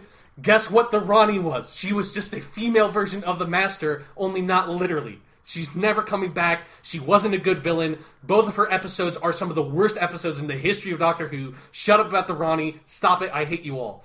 This episode is amazing if you're like getting frustrated by this episode because this character, this actress who wasn't cast as a character who's really significant to the lore of Doctor Who, you are an idiot and you shouldn't be watching things. You should just like stop. You should just stop everything. It does definitely feel like this season has thumbed its nose pretty fucking hard at the internet crowd because it is not catering to modern Who fans at all. Which makes me so happy because I hate those fuckers some of the time. It makes me happy too because I also think, frankly, at a certain point, New Who is old enough that it doesn't need to do that anymore. It has its own history, and weight to it that it can just live with that. And I think Season 8 mostly did that, and I think Season 9 is completely doing that. Yeah, and it's like just moving forward. Like, that's what Doctor Who is. So it has to be, is a forward-facing show. Go forward. If you want to have, like, your cool, like David Tennant flashback in this episode, I am totally cool. Like, just keep it like a quick little thing. That's as far in the back you go. Yeah. It's like you get that, you hit that note, you keep on going forward. And again, it's earned because that... Yes, it's very earned. And he is the Doctor. I mean, that's okay because, this guy would have those memories and all that. It's the same character, so, and it's nice. And it's always nice when you get that and you're like, you remember again, like, man, over 50 years, they still haven't fucked this up. I can look at nice hair David Tennant and gray hair Peter Capaldi, and I don't miss a beat. They are the same character. Yes, yeah. That's, one day, statistically, they have to mess that up, but they sure as shit haven't yet. And that's pretty amazing. So anyway, you could even cut to, like, Colin Baker in his rainbow suit. And it would be tougher, but... It would be really funny if, like, in the middle of that scene, like, with the flashback to David Tennant, there is just, like, a close-up of Colin Baker. It's about time. Like, what? Well, if only Maisie Williams was playing the Ronnie, then we could have that. Yeah, exactly. She's a Sixth Doctor person, right? Yes, okay. She's, like, her first story was Mark and the Ronnie, which is a Sixth Doctor one. Okay, that's what I thought. Anyway. Written by Pip and Jane Baker. I remember that just because it's, like, my favorite writing credit is this husband-wife team that wrote a couple of, like, Sixth Doctor, Seventh Doctor stories, Pip and Jane Baker. That's funny. That's just a fantastic pair of names. Okay. Let's see, okay, let's finish the episode out. Yes. Because he goes and gets the stuff from the aliens and puts it in Maisie Williams. Makes her immortal. Probably not the right choice to make. But he's an emotional, which is the point. That's what's so great, because then he gets back on the TARDIS and time will tell, which as I understand it is a Seventh Doctor quote. Yes. I mean, it's a thing that people say also. Yeah. Time will tell. It's a common phrase. Well, I thought the specific wording was. Anyway. But yeah, it's...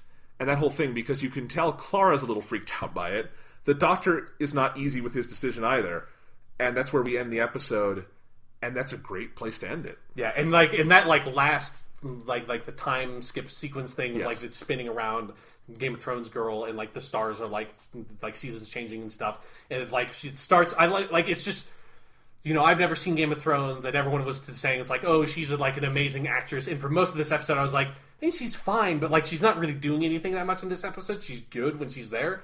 But it was that scene that, like, when it's spinning around her and it starts on her face and she looks all happy because she's like, happy, I'm immortal now, and I don't know that, but I'm alive and that's awesome. I'm happy Game of Thrones girl. I'm in a Viking village. And then it spins around and goes around and around and it comes back around on her face and she's really sad and it starts zooming in and then she's just like, her face, like, sort of like two muscles change and she goes from sad to, like, really sinister and intimidating. It was like, okay, that's probably like people like Game of Thrones girl. That's probably it. What happened right there.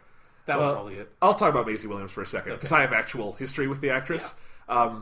That makes it sound like I know her. No, I have history watching her performances. There we go. That's it. Yeah. No, and... I have some history with Maisie Williams. Mostly, she's written as Arya from Game of Thrones in this one. She's the tomboy in the village. That's Arya. She's a little more meek, and you can tell she's not going to be meek next time. No. And that's...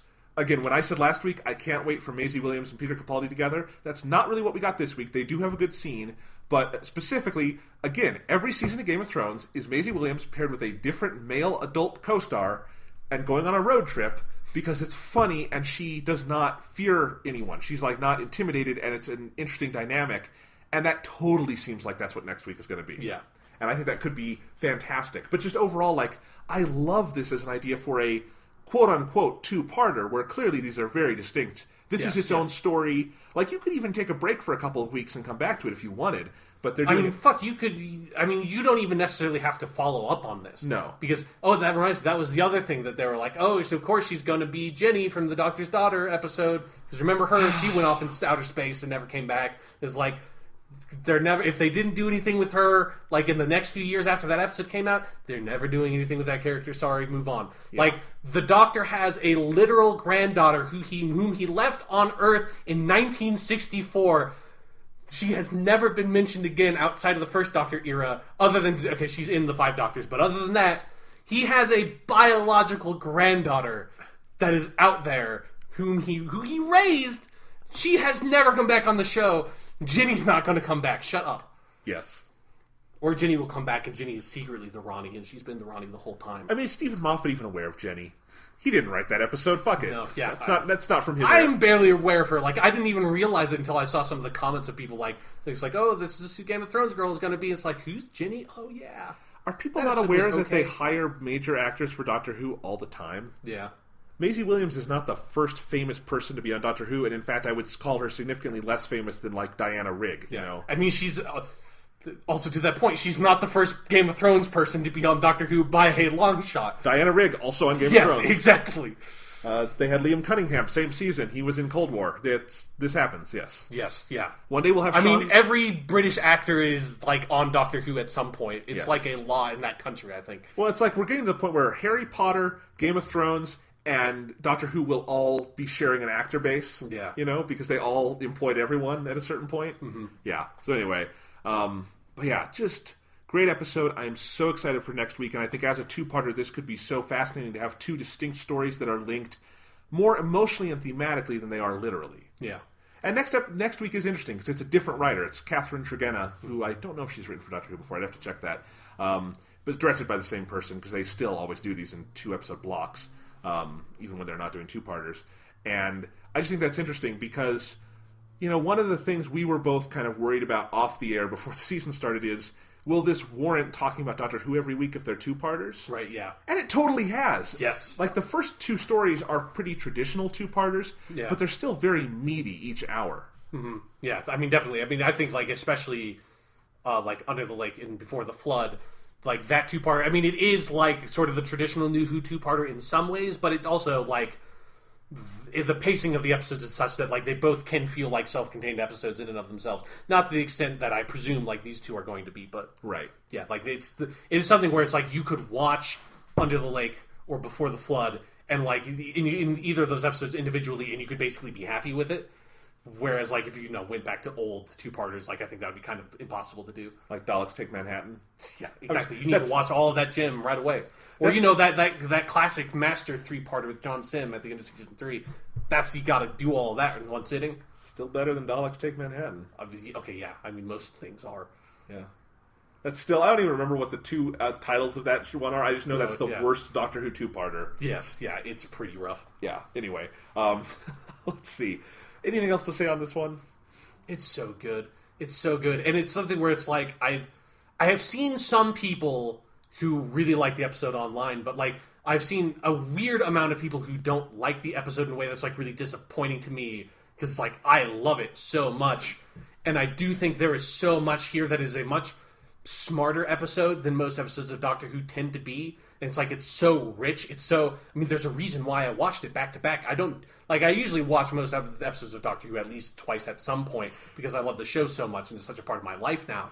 But I don't usually just be like, okay, I need to watch this again the way I would, like, maybe some, like, really amazing movie like Primer or something where it's like, I need to watch this again with the knowledge I have just gained while it's still fresh so that I can, like, understand this thing in a more, like, holistic sense.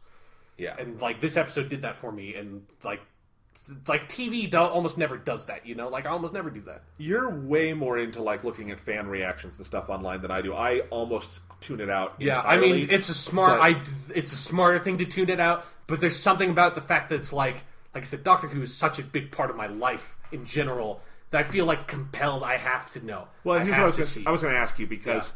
I have just gone tip of the iceberg this season and looked at like comment sections and such, right? And like reviews, and I've definitely seen a lot of people not getting Clara this season. Yes, nobody understands what they're doing with her this season. And I've seen a lot of, throughout his run, I think Peter Capaldi's been a little underappreciated in some sectors because, frankly, what he's doing is more subtle than I think people are maybe used to. And that's just not New Who. That's kind of in just the history of Doctor Who. But I mean, what is the fan reaction? Because I would expect for this season it would be a lot more mixed. I mean, it's interesting because it's hard to get really get a good reading of it because it is kind of all over the place and depends on where you go, what you see. I do think like one of the things that's interesting about Doctor Who is that there are so many different ways to approach the show and to like come to the show for that. Like, you know, there are people who like went crazy because there was like 5 seconds of footage of David Tennant in this episode, and for that reason they love this episode even if they didn't like anything else in the episode. Like, there's a lot of people who were like that I don't even understand why you're still watching the show if like the thing you really loved about it was just David Tennant. I never understood people who get that attached to an individual Doctor, but Yeah, like, I do think there are a lot of people, I think people who, like, generally have, like, a more of a history with the show, like us, like, do appreciate, especially what, like, Peter Capaldi has brought and what, like, these last 2 seasons have done. But there is, like, a strong segment of, like, I think the younger audience that doesn't quite get into it so much. I don't know. Well, and I do know the show's ratings have been down this season. They're not awful or anything, and it's definitely, ratings are just changing. I mean, BBC's iPlayer in the UK has gotten very big, and the show is watched a lot there. And if you factor all that in, it's not down much at all. Like, statistically, it's negligible. But it is worth noting just that I do think Stephen Moffat was fairly conscious. I don't think he could do any of the stuff he's done in season 8 or 9 if the show didn't have a certain plateau of popularity that it's gotten. Yeah. Like, I think you had to earn the popularity to then go in the direction he's gone, which is, I think, a lot more introspective and, frankly, more intellectual than New Who has necessarily been when it was in a more populist mode, and had to be, because you have to get to a level where you earn the stability to do this. Yeah. You have to know you're going to be on the air for years to come, and not season to season. Yeah, to, like, cast a 55-year-old guy in this role that, like, the last couple of the people who've played it have been either in their 20s or 30s, you know? Yeah. Yeah. And, he's not a sex symbol doctor, and... I mean, he's the sexiest doctor of the New Who doctors to me. Yes. Fuck, man, that dude is cool. Like, oh, yes. He played an electric guitar version of the Doctor Who theme over the opening. That is a fucking sexy thing to do in my book. In terms of, like, man crush appeal, absolutely he's the best. In, like, conventional heteronormative sex symbol. I don't think there's, like, you don't have the streams of Capaldi fangirls the way that Tennant. I assume just, like, every time he steps out of his house, it is, like, nerdy Beatles thing going on there. There are fewer tumblers, let's put it that way. Anyway, but no, it's good. I mean, it's great that, I mean, again, New Who is here to stay. It's not going anywhere. And I like that they've taken that, and instead of, like, I feel like Stephen Moffat probably got exhausted by the eventization of Doctor Who that it got into in series 6 and 7. Yeah. Has very much not been doing that with 8 and 9. And it's not a coincidence the show's gotten better. Yeah, I agree. I should say, like, as far as, like, fan and, like, just, like, community reaction stuff goes, like, one reviewer that I really like that I think has, like, a very thoughtful and critical approach to the show is, I wish I could remember his name, but it's the guy who does the reviews on the AV Club. Yeah. He does very good reviews, and he is definitely, like, more in our camp of how he tries to approach these episodes and reviews these episodes. It's not like what I find a lot of TV episode review sites do is just, like, kind of a, like, here's a summary that, like, almost the entire review is, like, it's a summary, and it's, like, this funny thing happened, that wasn't, like, the doctor brought out a yo-yo, and then that's, like, 8 out of 10. You're like, what is this review? Like, he really gets into it and, like, gets into the history of the show. I read this, too. Yeah. I don't always agree with him, which is fine. I do think he's a good writer, Yeah, he definitely, like, elucidates his point. And AV Club is a great site if you don't read it. Yeah. They do not have crap reviews, generally. They're not IGN. Let's just beat around the bush. You're talking about IGN. Yes. Okay.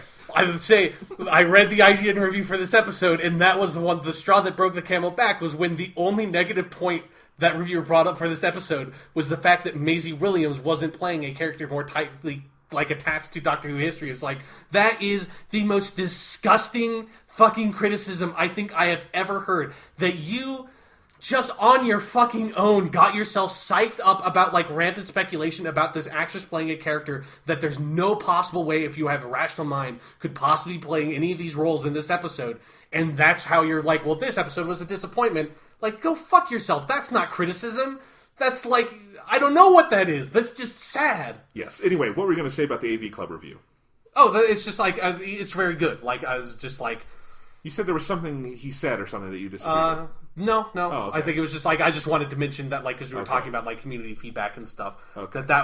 Those reviews are the ones that I've seen that, like, feel to me the most of, like you said, I don't always agree with everything he says, but, like, I always feel like he makes an interesting point and says something, like, worth listening to and worth considering. And something that I always enjoy when an episode comes back, like, reading those reviews in particular.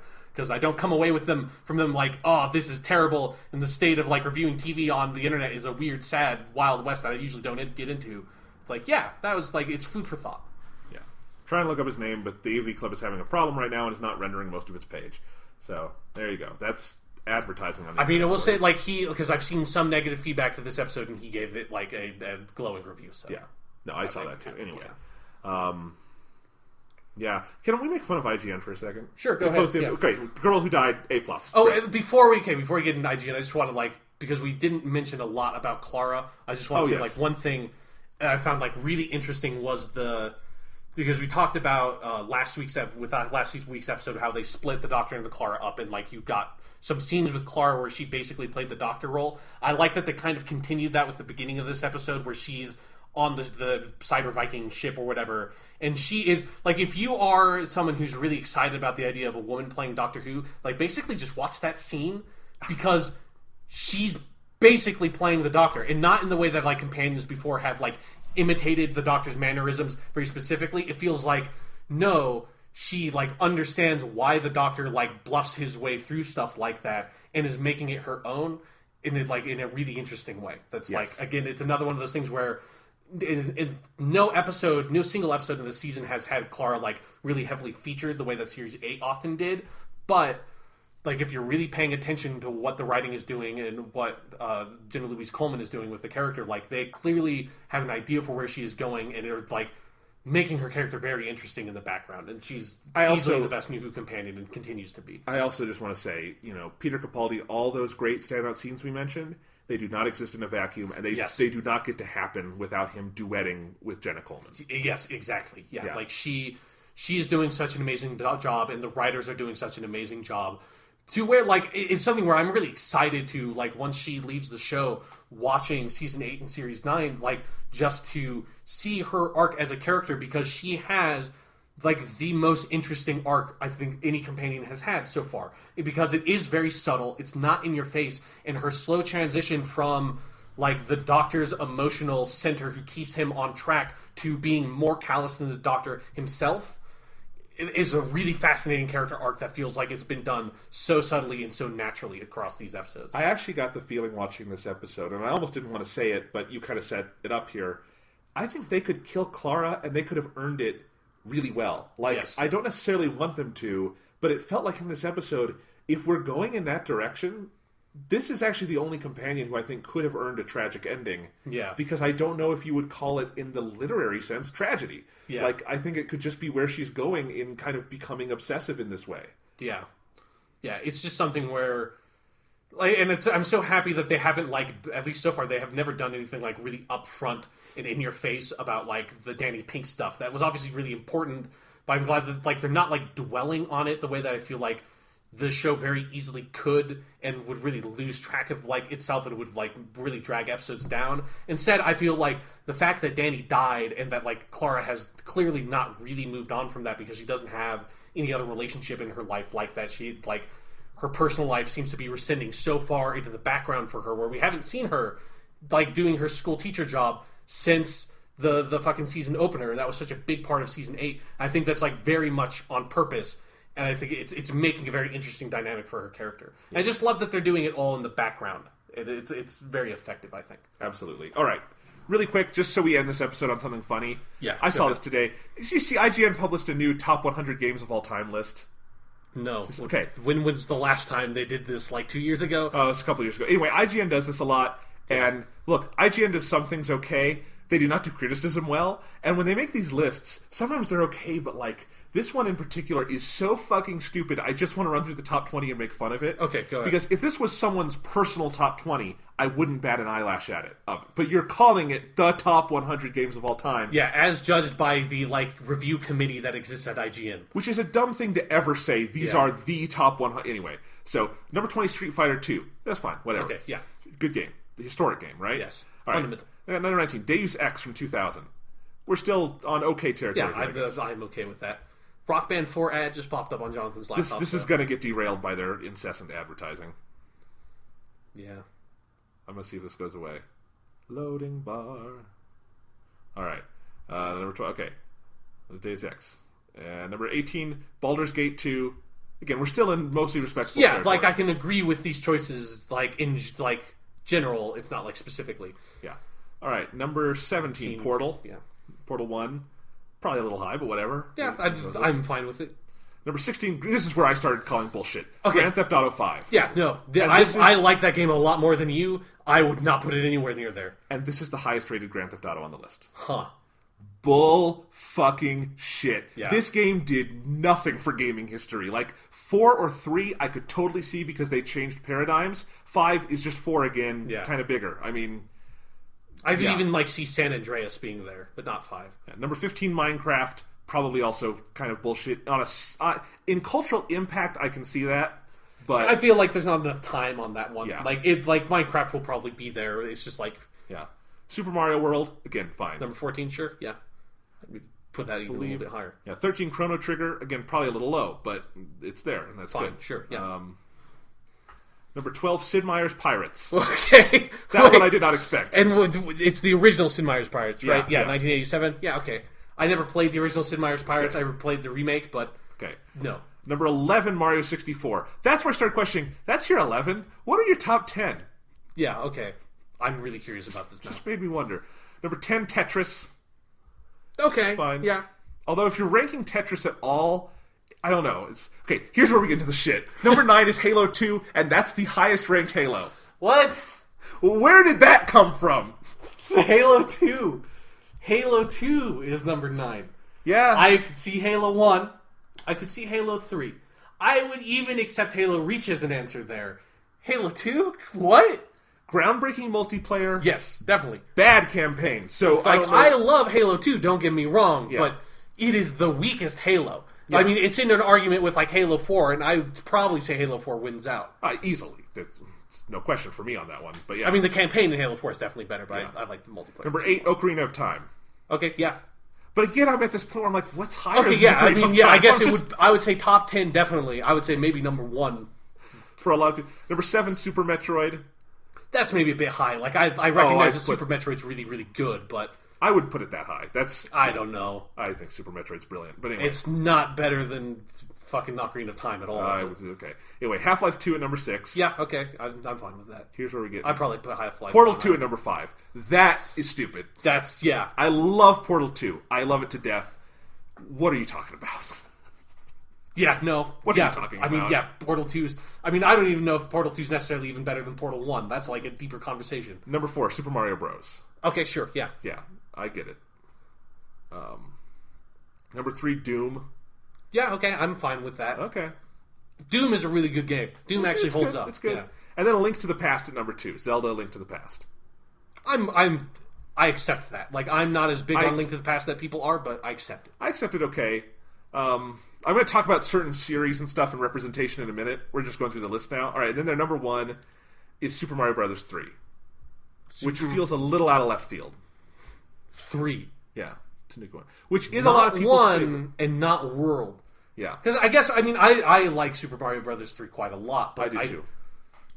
I think World is a better game. Like, I think Super Mario Bros. 1 is the more pure and, like, historically significant one, obviously.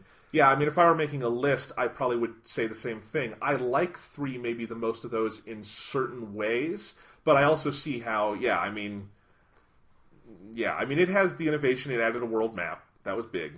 And it has some cool things in there, but also has a lot of things that were never repeated. And some of that's cool and some of that's not. But anyway, here's some of the things that list does not have. Okay. I mean, the Halo thing is huge, I think. That's just that's fucking silly. bizarre. That's really silly that Halo 2 is number 9. I think the general positioning of some of their Zelda games on there is a little odd to me. Yeah, especially having Ocarina and Link to the Past in the top 10 is like... Yeah. I would personally pick one of the two. Yes. And have them be represented up there. There's no Final Fantasy in the top 20. Huh. I just want to call it, and I know that's a series that has gone off the rails. You have to have one of them in the top 20. Yeah. It's just, even if you're doing the default of 7, I'm fine with that. Like, I thought 7 was going to be their number 1 or 2 because they love that game over there. But not even like 6 or 4 or any of those. And it's like, that just feels like a giant gap. Yes, so I want to make fun of that. That's like actually like legitimately really surprising. Yeah. I didn't think about it when Yeah. you're reading the list, but yes, like Final Fantasy 4 or 6 or 7 should be there. In fact, generally... Maybe even 10. Like, I hate 10, but I know that people love it enough that I would be fine with it being there. And generally, I think JRPGs and Japanese games in general are very underrepresented on that list because you don't have... Sure. You have Chrono Trigger, and that's the only major RPG at all on there. You don't have any... Like, and in terms of which modern games they picked Portal 2 and Grand Theft Auto 5, for instance, and not something like Mass Effect, which is such a more, I think, innovative and probably influential title. Yeah. If you look at the impact it's had already. I agree, yeah. Yeah. And I mean, the obvious thing that's not there. That's like, I mean, Persona 3 and Persona 4 are the two best games ever made. But I know we know the truth here. I would never expect to see those, though, because I know those are so niche. But they are still wrong by not putting them there. It doesn't change the fact that they are, like, sadly misguided. Yeah, and then I just think, and then, like, the specific positioning of some of those Marios was weird to me, too. Like, I definitely don't understand putting 64 below, like, 3. And 3 they put at number 1, so there you go. But... Anyway, we I know, want to make fun of it. We know what the best video games of all time are here. We made our top 10, and our like top 2 are the same ones. So it's like, yeah. Anyway, I just like to make fun of IGN every once in a while because, again, am I nitpicking? Absolutely. But you know what? When you make a list called the top 100, you have the definitive article. Yeah. The top 100 games of 2000 of all time. Because this is not nearly the first time they have done this. No. You're opening yourself up to the whole bag of shit there. So yes, and no, Super Mario Brothers 3 is not the top game of all time. Like that is, I feel like I understand. Like it's a really good game and it's an important game, but it feels weird that you picked that one. All I'm saying is, again, if you told me that was your favorite game of all time, I would not bat an eyelash. Yes. Totally understandable. But like again, as you said, that might be my favorite of those like 2D Mario games. But again, if I'm listing like historical and like all those things that would go into the best. It would be in the top 100, absolutely. I don't think it would probably even be in the top 10. No, not for me. Because I definitely think, actually, in terms of overall historical impact, you have to pick Mario 1 or Mario 64. I mean, those are the two paradigm shifters. Yeah. So, yeah, it just depends. And then, Ocarina of Time also is clearly a more influential game than Link to the Past, so it depends on where you go with those things. Yeah, definitely. In any case. We should just make our own, Jonathan. We should just go for it. Top 100 video games of all time. Metal Gear Solid 5 at number 1. I'm actually slightly surprised it's not on their list at number like in the top 20. Too, it probably is in the top 100, but I didn't want to go through all of that and depress myself. Like this is maybe going off the rails a little bit, but I just want to like address a slightly really quick. Have you read like any of the stuff about like what they have done with like the FOB stuff and like the microtransaction aspect of Metal Gear Solid 5? All I've seen, and here's my description, is it's horrible. Yes. But no one will stop sucking the game's dick, so everyone just pretends it's good. That's what I've seen. I've even seen videos of people like, look at how great Metal Gear Solid 5 is when it glitches out horribly. Because no matter what this game does, no one will stop sucking its goddamn dick. Yes. And I would say maybe we'll go into this in depth. Maybe this will be a preview for next week's podcast, and we'll do some heavier research, because I think this is something that needs to be talked about. Like, they introduced an insurance policy that you can pay real money for your FOBs, so that people can't go steal your resources from your forward operating bases, what FOB stands for. So you have to, they are literally using mafia racket tactics to try to get you to pay money of that.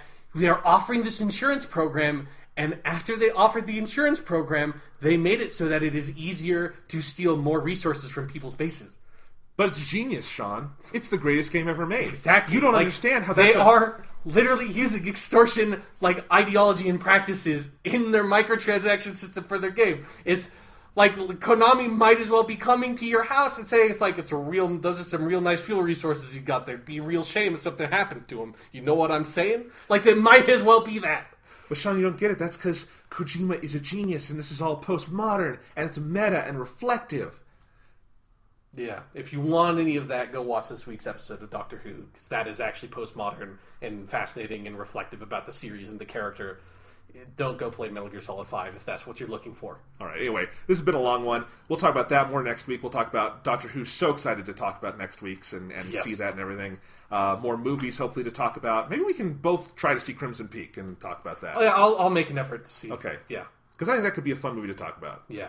If for no other reason, Guillermo makes interesting movies. Yes, definitely. Movies that are very fun to talk about, even if you don't love all of them. Yeah, so we'll do that, and I'll keep on trucking away on Hearts of Stone with Witcher 3. All right, sounds good. And follow us on Tumblr at theweeklystuff.tumblr.com and on Twitter at Jonathan Lack. Yeah, just go tumbling.